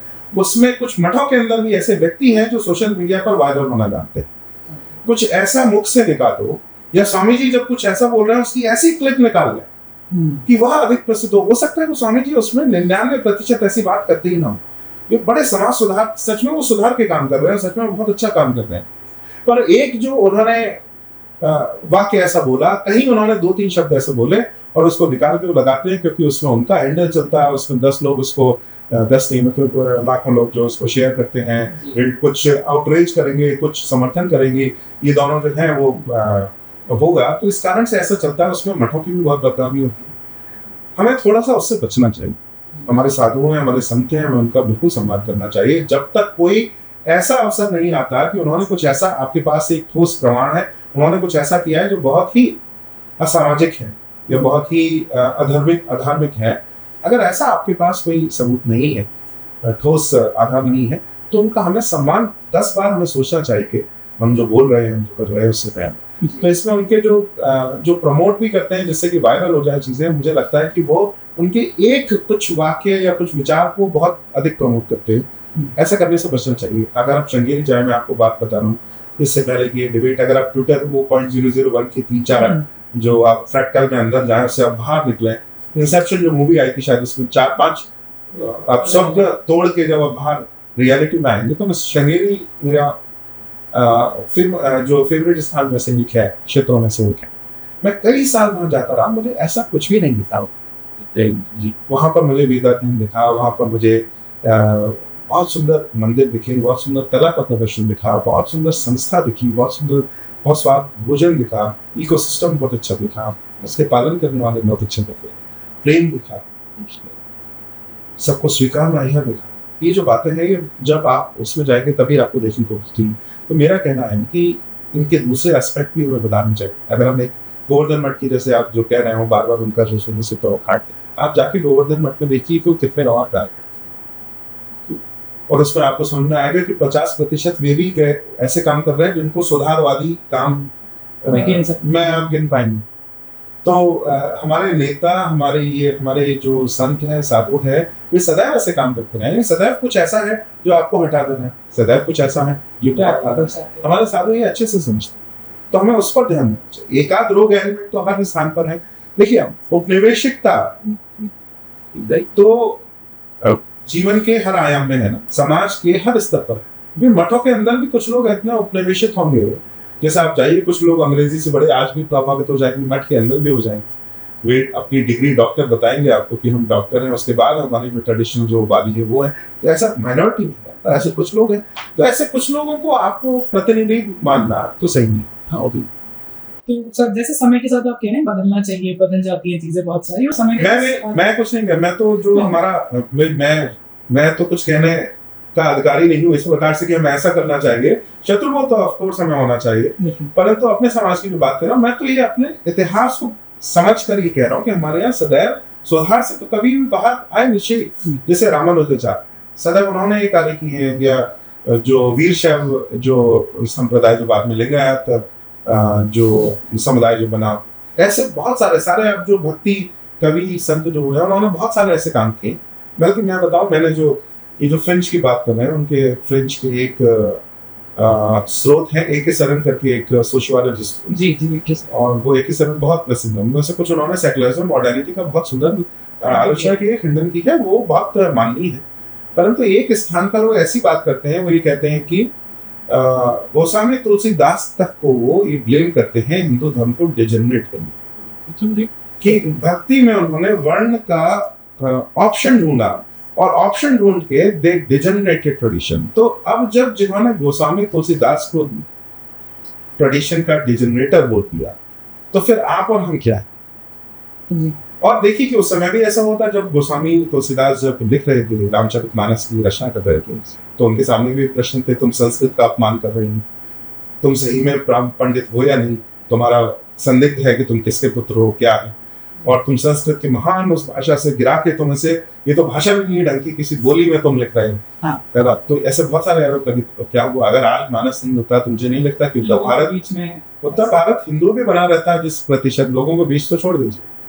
मानस के कारण आज हम हिंदू उत्तर भारत में अगर है, तो मानस उस टाइम बहुत बड़ा कार्य, अगर वो नहीं होता तो ऐसा भी नहीं होता। तो ऐसे लोग फ्रेंच में तो हर समय में रहे, और हिंदू समाज में 10,000 वर्ष कम से कम हर वर्ष ऊपर आया है, और आधे समय इग्नोर करके आ रहा है। जी, हमें ये भी ध्यान।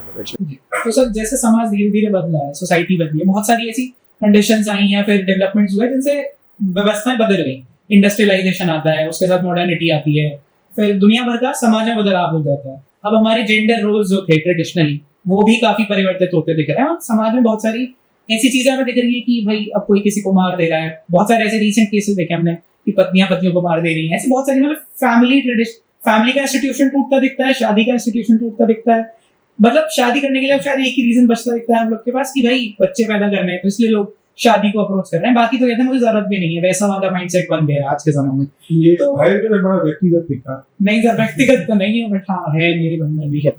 तो ये इस तरह के भय जो है समाज में अब ये होते जा रहे हैं व्यवस्था बदलने के बाद से। तो आप ये जो कियोस हो रहा है इसको डील करने में जो स्वयं बोध का जो फैक्टर है कितना महत्वपूर्ण है, या फिर ऐसे क्या तरीके से आप बच सकते हैं? ये बहुत महत्वपूर्ण है। जब हमारे जाति, क्षेत्रीय, सांप्रदायिक जब भेद मिट रहे हैं तो यूनिवर्सल हिंदुइज्म क्या है, यूनिवर्सल सनातन धर्म क्या है, इसके मुख्य धड़े क्या है, ये सबको पता होना चाहिए। कोई ऐसा हिंदू नहीं होना चाहिए जिसको पंचरण की अवधारणा के बारे में न पता हो, जन्म फल पुनर्जन्म के सिद्धांत के बारे में पता हो, 4 आश्रम के बारे में पता, 4 पुरुषार्थ के बारे में पता, ये सबको पता होना चाहिए, अति आवश्यक है। ये फैमिली फैमिली टूटने का जो प्रक्रिया है ये समय की प्रक्रिया है। अगर अभी टूट रहा है तो थोड़े समय तक टूटने की प्रक्रिया चलती रहेगी। ओके। परंतु एक समय ऐसा भी आएगा जब हम योग ध्यान करके हमारा समाज जो है एक स्तर पर आएगा। ये जो अभी बदलाव आ रहे हैं एक स्तरता इनमें आएगी एक समय के बाद, उसके बाद हम पुनः उस पर जाएंगे। हो सकता है कि इतना उस रूप से नहीं हो, बहुत अलग रूप हो, परंतु जब हम अपने सिद्धांतों को लेकर चलते हैं। और देखिए जो मैंने दूसरा फंडामेंटल एक्सियम से एक हो, दूसरी हो रहा है प्रैक्टिस। तो प्रैक्टिस में योग और मेडिटेशन बहुत सेंट्रल है। आज हम देख रहे हैं कि AI आने के बाद यूनिवर्सल बेसिक इनकम आने वाली है, 80% अनस्किल्ड जो लेबर है उसके जो समाप्त हो जाएगा। तो जब घर में बैठे आपको भोजन मिलेगा तो बिना योग और ध्यान के तो आप पागल बनो अधिक समाज। तो इसलिए हमारे जो हिंदू ये डिसिप्लिन है और भी प्रसिद्ध हों, तो इसमें तो एक समय ऐसा आ सकता है कि फिर से हमें समाज में, कम्युनिटी में, समुदाय में बहुत अच्छे से हम उसके गठन फिर से कर लें। प्रक्रिया चलती रहती है। शास्त्रों का अध्ययन करें तो शास्त्र की बहुत बात करते हैं, पता नहीं कैसे इतना डिप्रेस रहते हैं, मुझे ये समझ नहीं आता कि सब खत्म होने वाला है, सब समाप्त होने वाला है। शास्त्र में बार बार ये बताया गया, पहले भी हुआ है, बाद में भी हुआ है, आगे भी होगा। ऐसे ये प्रक्रिया चलती रहती है। एक किंवदंती एक नहीं मैं बता देता हूँ, बहुत सुंदर मीम के रूप में शेयर होता है। सिसेरो जो रोमन स्पीकर ओरेटर फिलोसफर थे, उनका एक कोट शेयर होता है। पता नहीं ये किंवदंती है कितना है, परंतु एक बात ये मैं बताता हूँ, ऐसे कई सारे उदाहरण और हैं। उनका एक कोट है, टाइम्स आर बैड कि children no longer listen to their parents and everyone is writing a poem. Sounds familiar? Yes. तो 2100 साल पहले भी अगर यही चिंता थी, और ये कई सारे ग्रीक जो दार्शनिक वो कह रहे हैं कि समाज में पतन हो रहा है, मूल्यों का ह्रास हो रहा है। अब 2000 साल पहले भी हो रहा था, क्योंकि हर पीढ़ी को लगता है नई पीढ़ी सब बर्बाद कर दी। क्योंकि पिता जो देखता है अपने पुत्र को देखता है, उसको देख के लगता है कि इससे तो कुछ नहीं होगा। वो जानता है कि ये तो निश्चित ही बर्बाद कर देने वाला है। तो ये हर पिता की ये फीलिंग होती है। तो इसलिए हर पीढ़ी ये सोचती है कि अगली पीढ़ी नाश कर देने वाली है। इतने आसानी से सभ्यता और संस्कृति का नाश नहीं होता। इसका अर्थ ये नहीं है कि हम कॉम्प्लेसेंट हो जाए, ये सोच रहे हैं कि कुछ भी नाश नहीं होने वाला है। हमें अपने कर्तव्य पूरे करने हैं, परंतु यह इतनी आसानी से भी नहीं होगा कि सब कुछ नाश होने वाला है, सब कुछ ऐसा होने वाला है। इसके कई अपसाइड भी हैं। जैसे एक अपसाइड ये है, पहले अगर आपको कोई भी विचार समाज में फैलाना है तो जो बीच के जातिगत जो समूह है या दूसरे क्षेत्रीय समूह है उनके द्वारा ही जाना पड़ता था, क्योंकि सीधे आप व्यक्तियों पर से सीमित। परंतु जैसे जाति क्षेत्र जो है ये समाप्त हो गया और सब इंडिविजुअल हो गए, अब तो जो अपनी बात लाखों करोड़ों तक पहुंचा पाए किसी पॉडकास्ट के माध्यम से या किसी और माध्यम से, तो उसकी बात अधिक सुनी जाएगी। तो अब जो आज का 18 साल का जो एक बालक है, तो उसको तो कौन सी जाति से है, कौन से क्षेत्र से है, कौन सी भाषा बोलता है, इससे कोई लेना देना नहीं है। अगर उसको आपकी बात समझ में आ रही है तो उसको वो अपनाएगा। इस समय यूनिवर्सल हिंदुइज्म जो मैंने कहता है, यूनिवर्सल हिंदू धर्म होना बहुत आवश्यक है। इसलिए श्री राम जन्मभूमि जैसे क्षेत्रों का बनना बहुत आवश्यक है। जब कुल देवता की पूजा कम हो रही है, स्थान देवता, ग्रामीण देवता की पूजा कम हो रही है, उस समय में ऐसे यूनिवर्सल सार्वभौमिक तीर्थ क्षेत्र और भी महत्वपूर्ण होगा। जी, आपने सर ये प्रश्न मेरे मन में ऐसा आया था कि हमने बुक में प्रशांत की चर्चा की कि वर्ण आश्रम धर्म काफी अब घट गया है और लोग जो है एक समय के बाद परिवार को मतलब मोह नहीं त्यागते, जो पावर कम होता है उनमें, इसीलिए फैमिलीज के टूटने के बहुत ज्यादा आजकल हमें केसेस दिखते हैं। तो मैं उसको अच्छे से एक समझा दूं 2 मिनट तक। मैंने जो कहा है वो यह कहा है कि हमारे यहाँ जो स्ट्रक्चर पिरामिड ऑफ प्रायोरिटीज की बात की, सबसे ऊपर सनातन धर्म, उसके बाद देश, उसके बाद संप्रदाय, भाषा, क्षेत्र, फिर जाति, वर्ण, और उसके बाद व्यक्ति, परिवार, कुल कुटुंब, और उसके बाद व्यक्ति। ये पिरामिड है प्रायोरिटीज का। अगर दो कर्तव्यों में क्लैश होता है तो कौन से कर्तव्य मानने पहले है, इसमें आपको बड़ा स्पष्ट होना चाहिए। सनातन धर्म की अथॉरिटी ऊपर से जब हट जाती है तो नेशनलिज्म, फैसिज्म निश्चित ही होता है। फैमिली टिरेनिकल होगी ही, क्योंकि जो अधिकार है कंट्रोल करेंगे, इसका कोई ऊपर कोई श्रेष्ठ इसका लक्ष्य नहीं। बहू सास की सेवा करे, परंतु सास क्या करे, अगर यह प्रश्न की चर्चा नहीं है, सास बिग बॉस देख के तो बहू सास के पैर दबा रही है और ये कहना है कि आप कंप्लीट सबमिशन करें, लेकिन कंप्लीट सबमिशन करके हम धर्म की क्या सेवा कर रहे हैं यहाँ नहीं देखा जा रहा। तो जहां भी इस हिंदू समाज में अथॉरिटी होती है, संस्थागत अथॉरिटी होती है, it derives its power from its service to Sanatan Dharma. Sanatan धर्म की आप कितनी सेवा करते हैं, इससे अधिकारों का निर्णय होता है कि व्यक्तियों पर और दूसरे समुदाय या आपके नीचे जो है उस पर आपका अधिकार कितना है। ये इस बात से नहीं निर्भर होगा कि आप क्या हैं, ये इस बात से निर्भर होगा कि आप सनातन धर्म की सेवा करना शुरू। तो ऐसा परिवार जो सनातन धर्म की सेवा नहीं करता, उसकी बात मानने लायक नहीं। ऐसी जाति जो ये कहती है जाति बड़ी है, धर्म को एक कोने में कर दो, ऐसी जाति मान्य नहीं।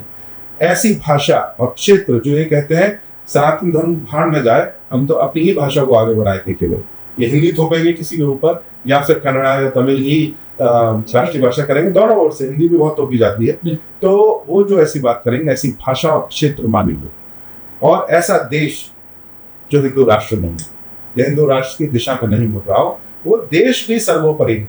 सर्वोपरि सदैव हर स्थिति में सनातन धर्म ही है। कल को अगर ये राष्ट्र इस्लामी कभी नहीं होगा, परंतु इस्लामी राष्ट्र हो जाए और आप कहें कि मैं इसी रूप से खड़े होकर जो है इस राष्ट्र के सम्मान करता रहूं, तो मैं बिल्कुल ऐसे राष्ट्र को मान्यता नहीं देता। उसका हिंदू होना अति आवश्यक है, अथवा राष्ट्र को मैं पूर्ण सम्मान देता हूं, परंतु हिंदू या अथवा हिंदू राष्ट्र की ओर अग्रसर ऐसे राष्ट्र में सम्मान देता जी। तो हम ये कह सकते हैं कि सर की बुक पढ़ने के बाद आपके फैमिली के झगड़े भी काफी कम हो सकते हैं। बढ़ भी सकते हैं, बढ़ इसलिए सकते हैं क्योंकि वो कहेंगे कि ये नई पीढ़ी को जो है पहला फुसला रहा है और अच्छा पुरानी पीढ़ी तो कुल मिला के हर तरह से बुक में काफी एक्सप्लोसिव मटेरियल है, आप जरूर पढ़िए।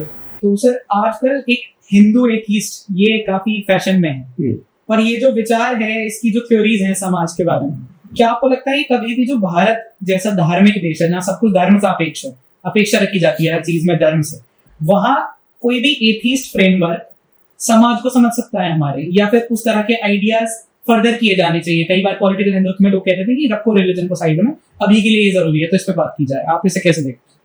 तो निश्चित ही आपको हिंदू समाज में जो मूल है उसको समझने में थोड़ी बाधा तो पैदा करे, अगर आप एथीस्ट फ्रेमवर्क से कर रहे हैं, क्योंकि बहुत ही ईसाई फ्रेमवर्क है, ईसाई ढांचा। तो उससे, क्योंकि वहां पर जिस प्रकार के बिलीफ है कि ये किताब है, किताब में जो लिखा है वो आपको मानना होगा, और उससे निश्चित ही उससे रिवोल्ट होगा, रिवोल्ट हुआ भी। और वो लोग जो एथीस्ट हुए वो यहाँ पर लागू करने लायक बात नहीं है, परंतु अगर आप मानते हैं और उसको अपनाते हैं तो निश्चित ही हिंदू समाज को समझने में आपको बहुत कठिनाई नहीं है। और मेरा कहना ये है कि जब स्थिति ऐसी हो गई है कि आपके, अगर आप अभी नगरों में जाएं और हिंदू यूथ से पूछें तो 10% कम से बोलेंगे, कम से कम बोलेंगे हमें रिलीजन से कोई मतलब नहीं है, वो तो एक्सीडेंटल हिंदू है और हम ये भगवान में विश्वास नहीं करते। तो वो अपने आप को एथीस्ट और प्राउडली अगर आप उनसे पूछें बड़े गर्व से वो कहते हैं। ऐसे समय में आपके अंदर भी कुछ ऐसे कल्चरल हिंदू होने चाहिए, हो सकता है कल्चरल जो एथीस्ट अपने आप को कहते हैं परंतु कल्चरल हिंदू कहते हैं, जो उनको इस हिंदू जो गया है उससे बाहर ना जानते हैं, आखिरी उंगली पकड़ के कम से कम हिंदू समाज के अंदर भी बने रहे, ईसाई ना बने। Hindu name only is better than Christian or Muslim. Hindu atheist is obviously better than a Christian or Muslim. ये सोपान तो हमें पता होना चाहिए, नहीं हम उनके ऊपर भी हम युद्ध छेड़ देते हैं। अच्छा, ये जो मूर्खतापूर्ण ये जो बात आती है, कल को आपका बेटा और बेटी 16 साल का होके ये कहता है कि वो हिंदू एथिस्ट है, आप कह रहे हैं मुसलमान के जैसा ही है, मैं कह रहा हूँ काट दीजिए करते, आप तैयार हैं? शत्रु मानने के लिए तैयार हैं? तो ये थोड़ा समझ के तो बात करना चाहिए कि हम किसके बारे में बात कर रहे हैं। ये वो नादान बालक बालिकाएं हैं जिनको ये युद्ध पता ही नहीं, फैशन में वो कहने लगे हैं कि वो एथिस्ट। उनको ये पता ही नहीं कि हिंदू धर्म में एथिस्ट होने की आवश्यकता नहीं है। जिन चीजों का विरोध कर रहे हैं वो रोलियां हमारे अंदर उस तरह की हमारे समाज में, हमारे धर्म में नहीं, परंतु फैशन ऐसा हो गया कि वो है। तो उसमें ये बहुत आवश्यक है कि ऐसे कल्चरल हिंदुओं जो एथिस्ट भी कहते हैं, जो उंगली पकड़ के अंदर रखे। पश्चिम में अंत में डॉकिंस को भी ये कहना पड़ा, आजकल वो कल्चरल क्रिश्चियन अपने आप को कहता है। जो 4 हॉर्समैन थे उसमें से 2 तो पलट आया, लिसी ने तो ईसाइयत अच्छे से अपनाई है। जो 4th हॉर्स वुमन उसको बोला जब क्रिस्टोफर हिचन्स की डेथ हुई, तो जो एथिस्ट जो 4 बड़े थे, हिचन्स कभी इसको एक्सेप्ट नहीं करता, सैम हैरिस ने आज तक नहीं किया है, परंतु डॉकिंस अपने आप को कल्चरल क्रिश्चियन बोलता है। सैम हैरिस भी कहता है कि if anything Christendom is better than Islam. तो जो वेस्टर्न जो कल्चर है, इट इज, क्योंकि एनलाइटनमेंट को, ज्ञानोदय को वो चरम मानते हैं कि ये जो मनुष्य समाज है, इसमें अगर कोई सबसे ऊंचा कोई अचीवमेंट है तो एनलाइटनमेंट है, ज्ञानोदय। तो उसको सैम हैरिस भी उसको ह्यूमनिज्म, एनलाइटनमेंट ह्यूमनिज्म को मानव समाज का सबसे बड़ा अचीवमेंट जो है, सबसे बड़ी उपलब्धि को मान के चलते हैं। तो वो भी ये मानते हैं। तो ऐसे समय में आपके पास भी ऐसे लोग होने चाहिए जो हिंदू एथिस्ट अपने आप को कह रहे हैं और उन लोगों को पकड़ेंगे। स्ट्रेटेजिकली ये बहुत इंपॉर्टेंट है। अगर आप ये कह रहे हैं हिंदू समाज को समझने में, वो बहुत अच्छे से समझ सकते हैं, मैं नहीं समझता कि वो बहुत अच्छे से समझ सकते हैं। समझने में बहुत बाधा आएगी, लेंस बहुत डिस्टॉर्टेड होगी। मतलब उस समझ को हमें बहुत ज्यादा ऐसे पुश नहीं देना चाहिए, but they can be dealt with ऐसा। मेरा ऐसा कहना है, वो जब अंदर है और अंदर बने हुए हैं, धीरे धीरे उनको हिंदू दर्शन की गहराइयों के बारे में बताइए, रीतियों की गहराइयों के बारे में बताइए और उनको अपने ओर लाइए। मैं एक बहुत ट्रेडिशनलिस्ट पंडित प्रशांत भारद्वाज जी बेलावाड़ी में, जिन्होंने पूरे जीवन अपना दिया है, मंदिर की पूजा करते हैं, सारी चर्चा के साथ रहते हैं, उनका एक कथन आपको बताता।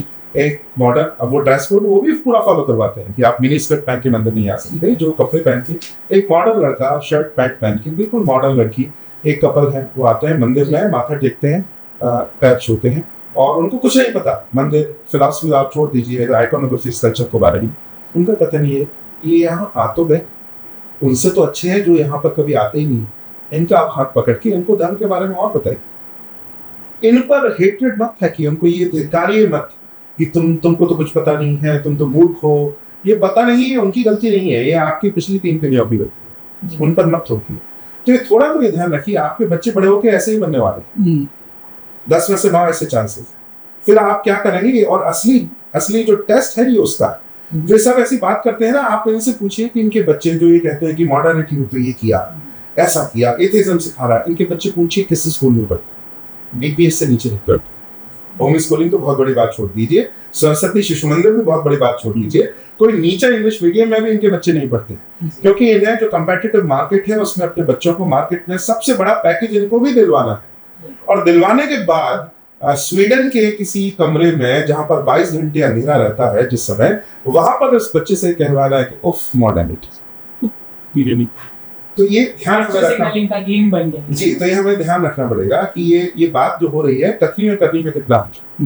प्रश्न ये है कि आजकल कल्चरल मार्क्सिज्म हम बहुत ज्यादा कंज्यूम कर रहे हैं पॉपुलर मीडिया में, पॉपुलर कल्चर में, चारों तरफ जिस तरह की फिल्में हम देखते हैं, उनसे जिनसे हम एक्साइटेड होते हैं, वो सारी चीजें कल्चरल मार्क्सिज्म से निकलती हुई दिखती हैं। यहाँ जो मुझे आपने पुस्तक में भी कैसे उद्धृत किया है, बड़ा शत्रु है मैकॉलिज्म, वो बड़ा शत्रु है। लेकिन नॉर्मल किसी भी व्यक्ति के लिए जिसको ये समझ नहीं है या फिर जो बहुत ज्यादा इन चीजों में डेप्थ से नहीं जा रहा है, वो नहीं पहचान पाता है इन सब चीजों को। तो आप इस शत्रु को कैसे देखते हैं, कितना घातक है, कितना छुपके काम कर रहा है? घातक है तो उसका रिप्लाई कल्चरल हिंदुइज्म, जो भी वो कर रहे हैं, मार्क्स या एंटी हिंदू विचारधारा को बढ़ाने के लिए, आप हिंदू विचारधारा को बढ़ाने के लिए। और मैं देखता हूँ कि इस समय ऐसे पिछले 10-15 साल में कुछ ऐसे सॉन्ग्स, कुछ ऐसे भजन, कुछ ऐसे मूवीज, कुछ ऐसे सीरियल आए जिससे आपको बहुत पॉजिटिव इमेज, बहुत ही सकारात्मक आपको दृश्य मिलेगा अपने दम। वैसे कोई एग्जांपल? तो मैं भजन जैसे जो सॉन्ग्स है, मैं पिक्चर तो बहुत कम देखता हूँ, उसमें इतनी बाढ़ आई और मैं उनके जो व्यूज देख रहा हूँ, वो व्यूज ऐसे हैं कि 125 मिलियन, 300 मिलियन, तो वो निश नहीं है। ओके, वो इनको मास रूप में कंज्यूम कर रहा है हिंदू समाज, कहीं ना कहीं तो कर रहा है। 300 मिलियन, 400 मिलियन, इस प्रकार से उनके वो है। और जो बड़ा कहीं वो रैप से मिलाते हैं, कहीं वो जो पश्चिमी जो सारे जो म्यूजिकल जानर्स हैं उनसे वो मिक्स करते हैं, परंतु बात वही कह रहे हैं जो कहनी चाहिए। तो बजाय कि उनको भी दिखा कि ये क्या कर दिया, मैं ये नहीं कह रहा कि हमें शास्त्रीय संगीत को छोड़ना चाहिए, वो तो श्रेष्ठ है ही, और वो आगे, वो भी बहुत आगे बढ़ रहा है, इंटरनेट के बाद और अधिक आगे बढ़ रहा है। मैं कह रहा हूँ कि ये जो दूसरी विधाएं, इनसे भी हमें पहुंचाना चाहिए। जिस प्रकार से मैंने तो एक बार लिखा भी था कि एक समय ऐसा था कि उत्तर प्रदेश, बिहार के कई क्षेत्रों में भजन केवल और केवल बॉलीवुड के सॉन्ग्स के ऊपर जो बदले जाते थे, उन पर भजन ही बजते थे।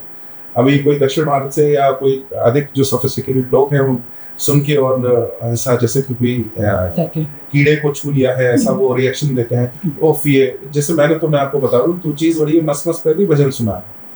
तो हाँ, आपने नहीं सुना होगा, मैंने इस पर भी भजन सुना है। तो निश्चित ही वो आपकी एस्थेटिक सेंसिबिलिटी को तो बहुत नहीं करेगा, परंतु मैंने एक बार लिखा था कि एक समय ऐसा रहा जब संस्कृत का नाश हो गया, ब्राह्मणों का नाश हो गया, विद्वानों का नाश हो गया, गाय काट दी गई, क्षेत्र नष्ट कर दिए गए, कला संपूर्ण विनाश उसका कर गया। क्या जिस समाज में कुछ भी नहीं बचा, उस समाज ने बॉलीवुड के ही गाने पकड़ के वह हिंदू बनाया।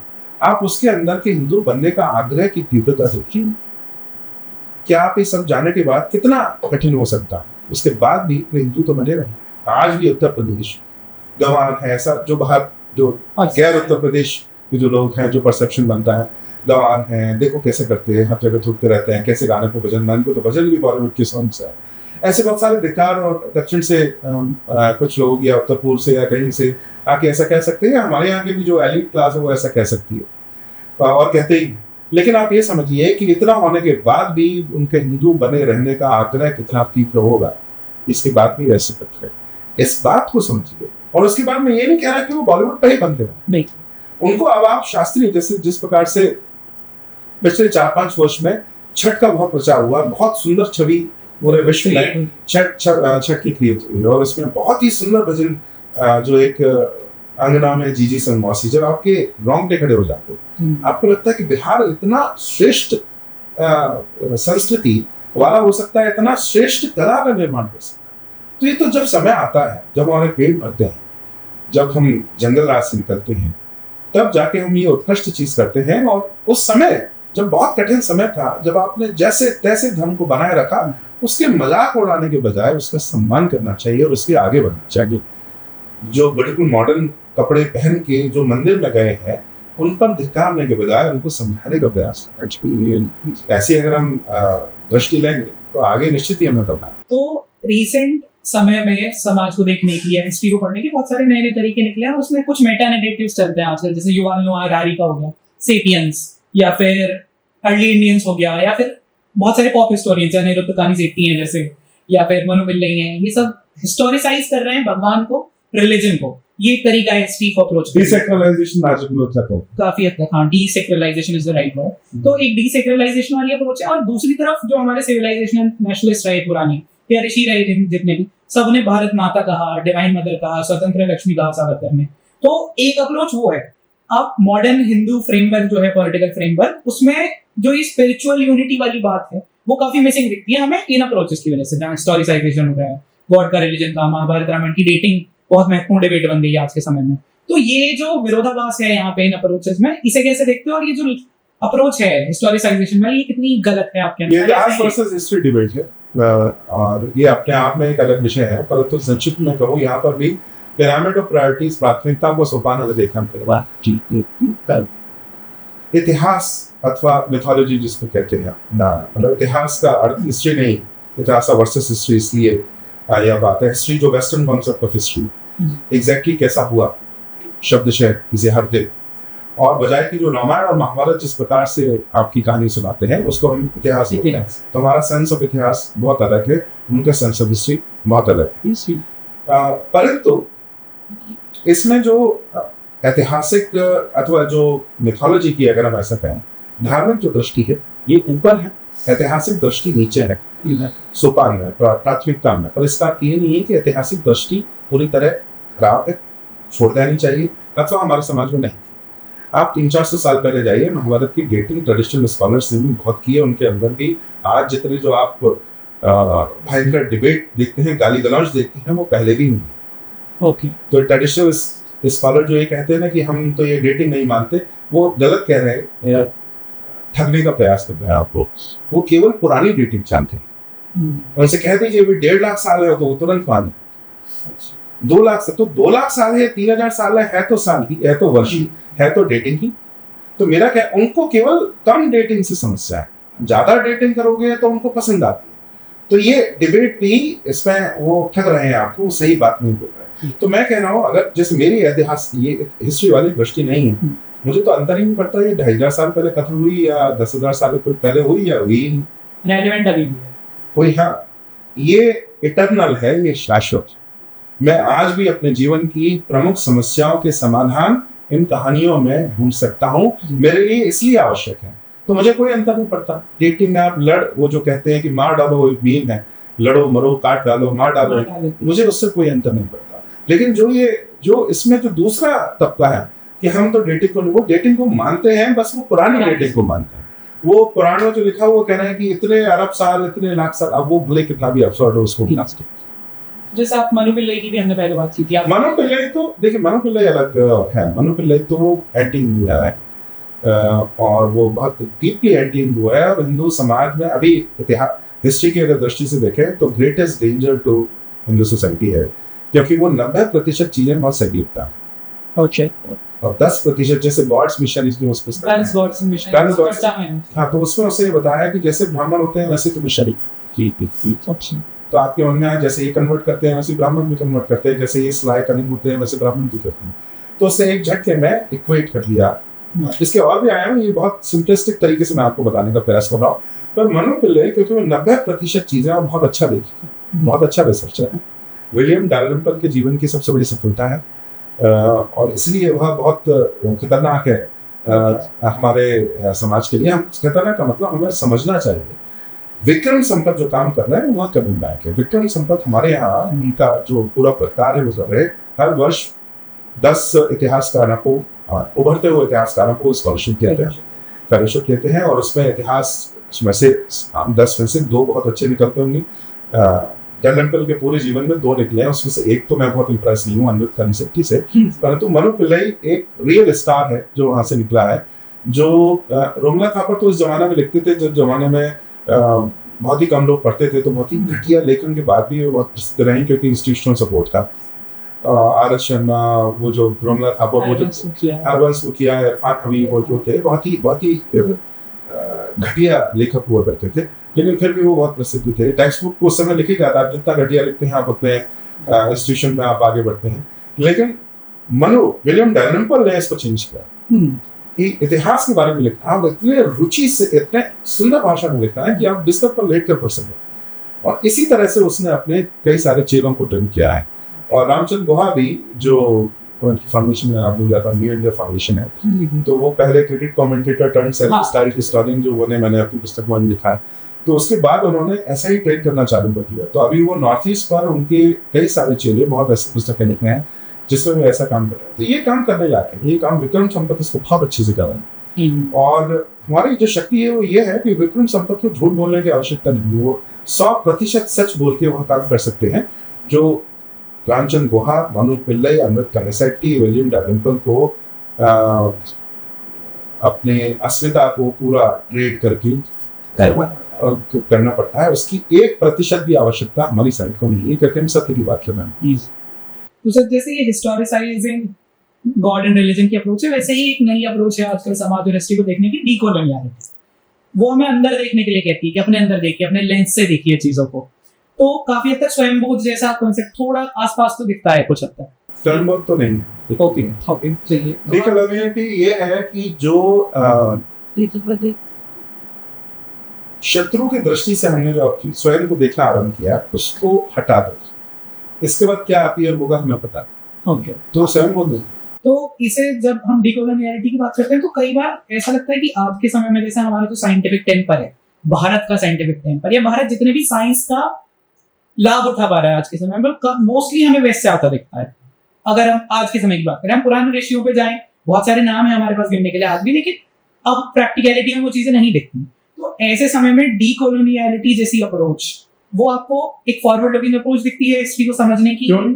या फिर क्यों? निश्चित ही वैसी बहुत अकादमिक है ये, ठीक है, और बहुत आप पढ़ें तो बहुत कठिन लगता है, परंतु बैकवर्ड लुकिंग कैसे हो सकती है? वो तो कह रहा है कि ये लेंस को हटा दें, इससे आप पास्ट में थोड़ी चले जाएंगे। ये थोड़ी कह रहे हैं कि कोई पास्ट की ऐसी व्यवस्था है जिसको हमें पुनर्स्थापित करना, नहीं। वो ये कह रहे हैं जो डिस्टॉर्टिंग लेंस है, इस लेंस को हटा दें। तो इसमें तो कहीं नहीं गलत हुई, इसमें तो बिल्कुल ही पास्ट है, ये बैकवर्ड लुकिंग नहीं। जी, तो ये रहा। अब कुछ अंतिम प्रश्नों पे आते हैं लास्ट में। जैसे कि आज के जो मॉडर्न डे कल्ट बहुत सारे तैयार हो गए हैं हमारे समाज में, हिंदू धर्म के अंदर, और एवरीथिंग गोज चलता है ना हमारे यहाँ की, जाति ना पूछे साधु की पूछ लीजिए बात, तो सबसे सीख लो, सबसे ज्ञान ले लो, तो हर किसी को हम जगह दे देते हैं। अब जैसे ब्रह्म कुमारी है या राधा स्वामी है, ऐसे बहुत सारे कल्ट हो गए हैं। अब और कुछ नहीं तो मॉडर्न स्पिरिचुअल गुरुज भी हो गए, आचार्य प्रशांत हो गए आजकल गुरु लोगों के, आचार्य प्रशांत जी।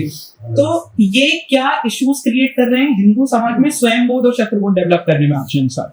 आचार्य प्रशांत की तुलना इसमें नहीं होनी चाहिए, ये सड़ा हुआ टमाटर इसको रिजेक्ट करते हैं। ओके, तो ब्रह्म कुमारी, लेकिन राधा स्वामी की जो हम बात कर रहे हैं, तो उसमें आपके बहुत सारे मतभेद हो सकते हैं। मुझे पहले तो एक बचपन में, क्योंकि मेरे परिवार में भी कुछ ऐसे थे और वो विधवाओं को उनका टारगेट रहते हैं, वहाँ जो है स्त्रियाँ, वो बहुत ब्रह्म कुमारी और मत को मानती हैं।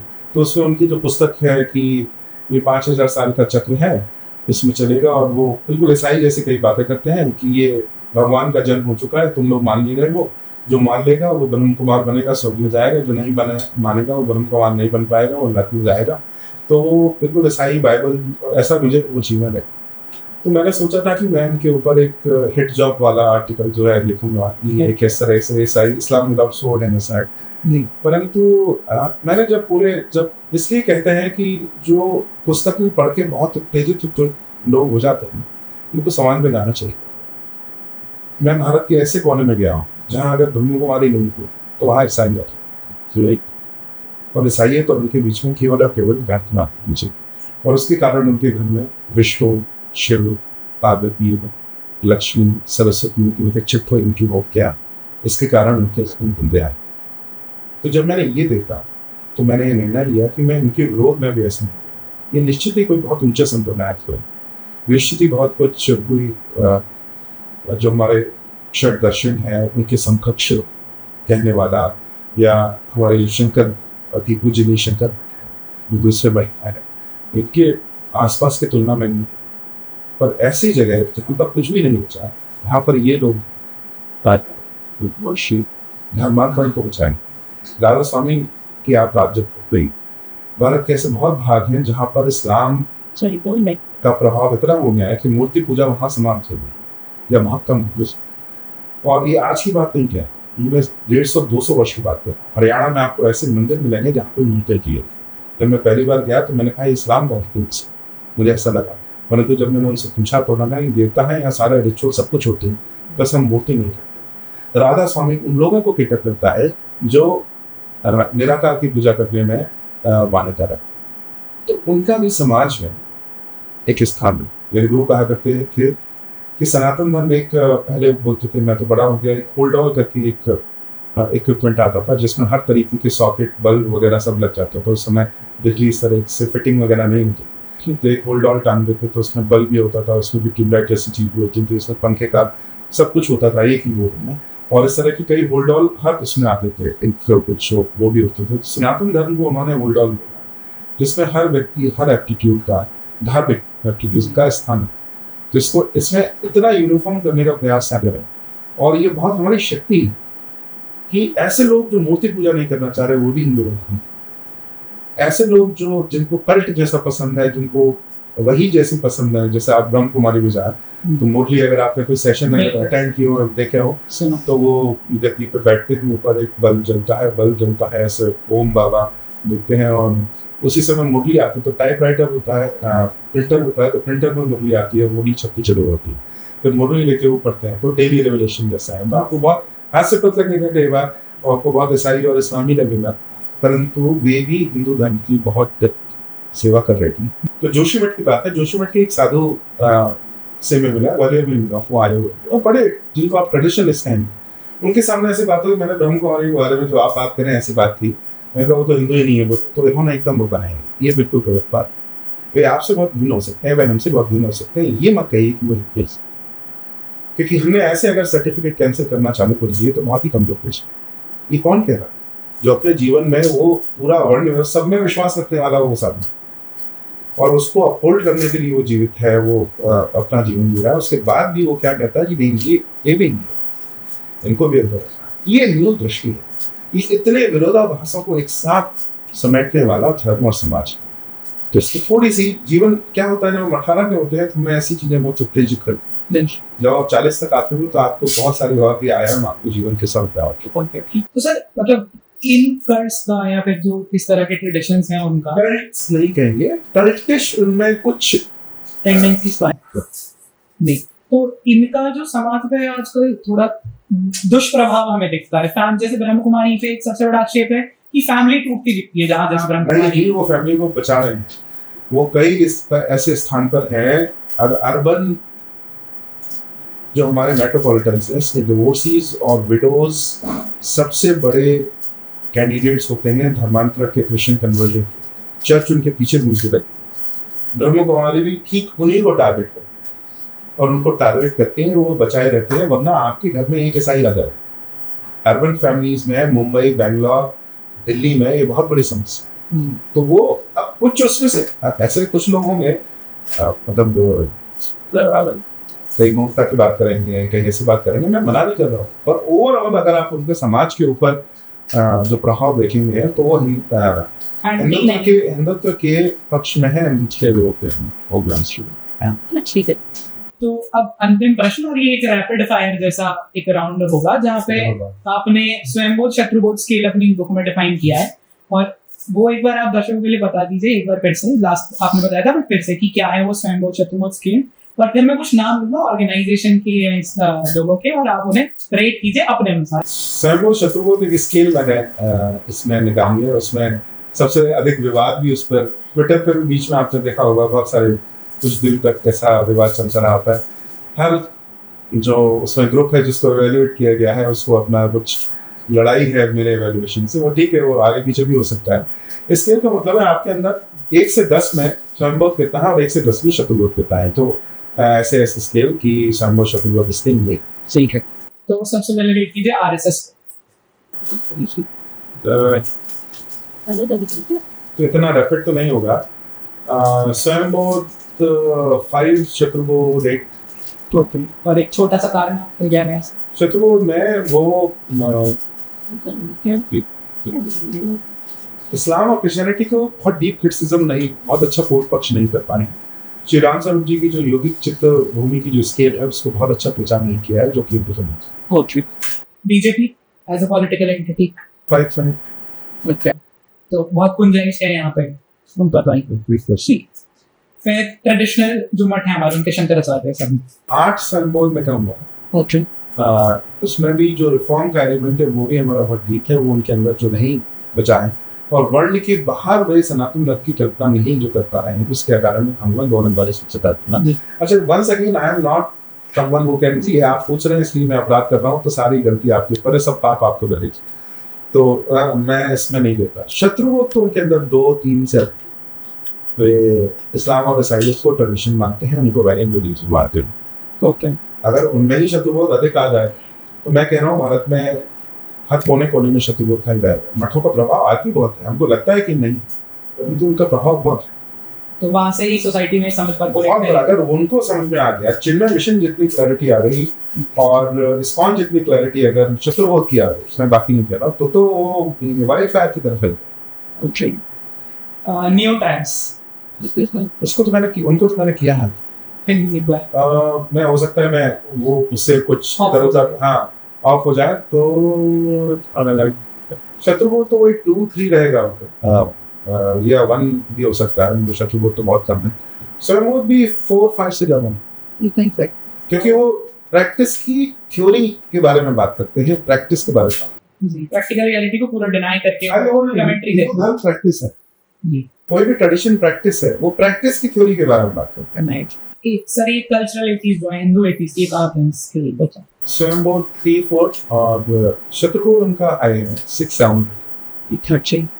बिना स्वयंबोध के मतलब आगे बढ़ने की दोनों ही बहुत अच्छा होना चाहिए, तो आप जहाँ कमी है उसको बढ़ा। मॉडर्न गुरुज के रिप्रेजेंटेटिव के तौर पर मैं रख रहा हूँ आपके सामने, एक तो नॉट गुरु बट ठीक है, पॉप गुरु कह लीजिए आचार्य प्रशांत को। आपने उनको डिस्कार्ड किया बट स्टिल मैं तो सड़ा टमाटर है। 0-0 ठीक है। फिर बाबा बागेश्वर। बाबा बागेश्वर 7 में स्वयंभू फिल्म।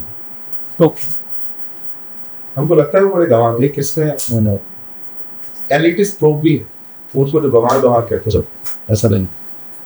वो जिस जनता को केटर कर रहे हैं उससे एक लेवल बनाने के लिए वो ऐसा इंडिकेट करते हैं। ओके, तो 6 to 7 स्वयंभू ने बात, शत्रु तो 10 और शत्रु भरपूर है और वो एक्शन है नहीं बात। ठीक है। मैं आपको बता दूं कि छत्तीसगढ़ के अंदर उन्होंने और प्रदीप मिश्रा जी ने बहुत कुछ रिवाइवल किया, बहुत सारी रिकॉर्ड्स की, एक 2 कथा से वो हजारों लोगों को वापस बुलाते हैं और उनको एक्शन बता रहे हैं। मैं छत्तीसगढ़ में कुछ स्थानों पर ऐसे गया हूँ, पूरे 3, 4, 5, 6 जिले मैंने बहुत अच्छे से घूमे हैं। एक ऐसा मंदिर नहीं है छोटे से छोटे जंगल में जहाँ अब अभिषेक ना होता, जहाँ पूजा ना होती, कि उन्होंने कहना चालू कर दिया भूल जाइए किस जाति की। एक मंदिर पकड़ लीजिए और वहां पर जाके अभिषेक कीजिए, वहां जाके पूजा कीजिए और इससे दफ्तर होगा। अब कुछ हिस्टोरिकल पर्सनालिटीज, जैसे कि आपने पिछले पॉडकास्ट में कहा था कि इस देश का जो दुर्भाग्य है वो ये रहा कि हमने गांधी से जो है स्वयंभू ले लिया, और सॉरी शत्रुबोध ले लिया, और अम्बेडकर से स्वयंभू। तो गांधी और अम्बेडकर को आप कैसे रेट करते हैं? ये मैंने किया हुआ है इसमें। गांधी का शत्रुबोध तो बहुत कम था, और मैं उस समय मैंने क्या रेट किया वो नहीं याद है। शत्रुबोध में ईसाइयत को बहुत अच्छे से किया है, लेकिन एक्शन लेने की बात नहीं करते। इस्लाम को तो समझने में ही विफल है। तो अराउंड 4 या 5 उनका शत्रुबोध होगा, जो 4 के आसपास, जो बहुत अच्छा रही। स्वयंभू में सोशल लेवल पर तो उनकी समझ बहुत अच्छी थी, आध्यात्मिक समझ उनको 76 के अराउंड उनका अम्बेडकर स्वयंभू में तो मैंने देखिए, अम्बेडकर मैंने बहुत कम पढ़ा, तो मेरा जज करना थोड़ा सा पूरी तरह से वो होगा, लेकिन स्वयंभू में ऑफकोर्स वो कम है। शत्रुबोध उनका बहुत हाई नहीं, लेकिन 7 के आसपास उनका रहा है, क्योंकि इस्लाम के लिए वो अच्छा रहा है। क्रिश्चियनिटी आई डोंट थिंक कि उन्होंने बहुत अच्छे से सीखा है।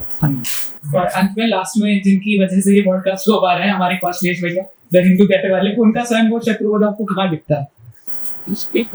शत्रुबोध तो मैं कहूँगा कि 10 है। पहले की सर 100 है। शत्रुबोध 10 है। स्वयं वो मुझे अभी ज्यादा जांचना पड़ेगा, आई थिंक 6-7। ठीक है भैया, गुंजाइश है सर की बुक 3 बार पढ़ी कम से कम। जी सर, बहुत बहुत धन्यवाद इस ज्ञानवर्धक चर्चा के लिए। आई होप दर्शकों को ये एपिसोड पसंद आएगा। पिछले एपिसोड को काफी प्रशंसा मिली, सर की काफी बुक भी लोगों ने पसंद की, और मैं फिर से कहूंगा इस बार 3 गुना बुक्स खरीदी जाए, पढ़ी भी जाए। सर तो कह रहे थे ना पढ़ी जाए, मैं तो कहूंगा खरीदिए और पढ़िए, आपका स्वयं वो शत्रुबोध स्केल भी ऊपर उठेगा। बहुत बहुत धन्यवाद।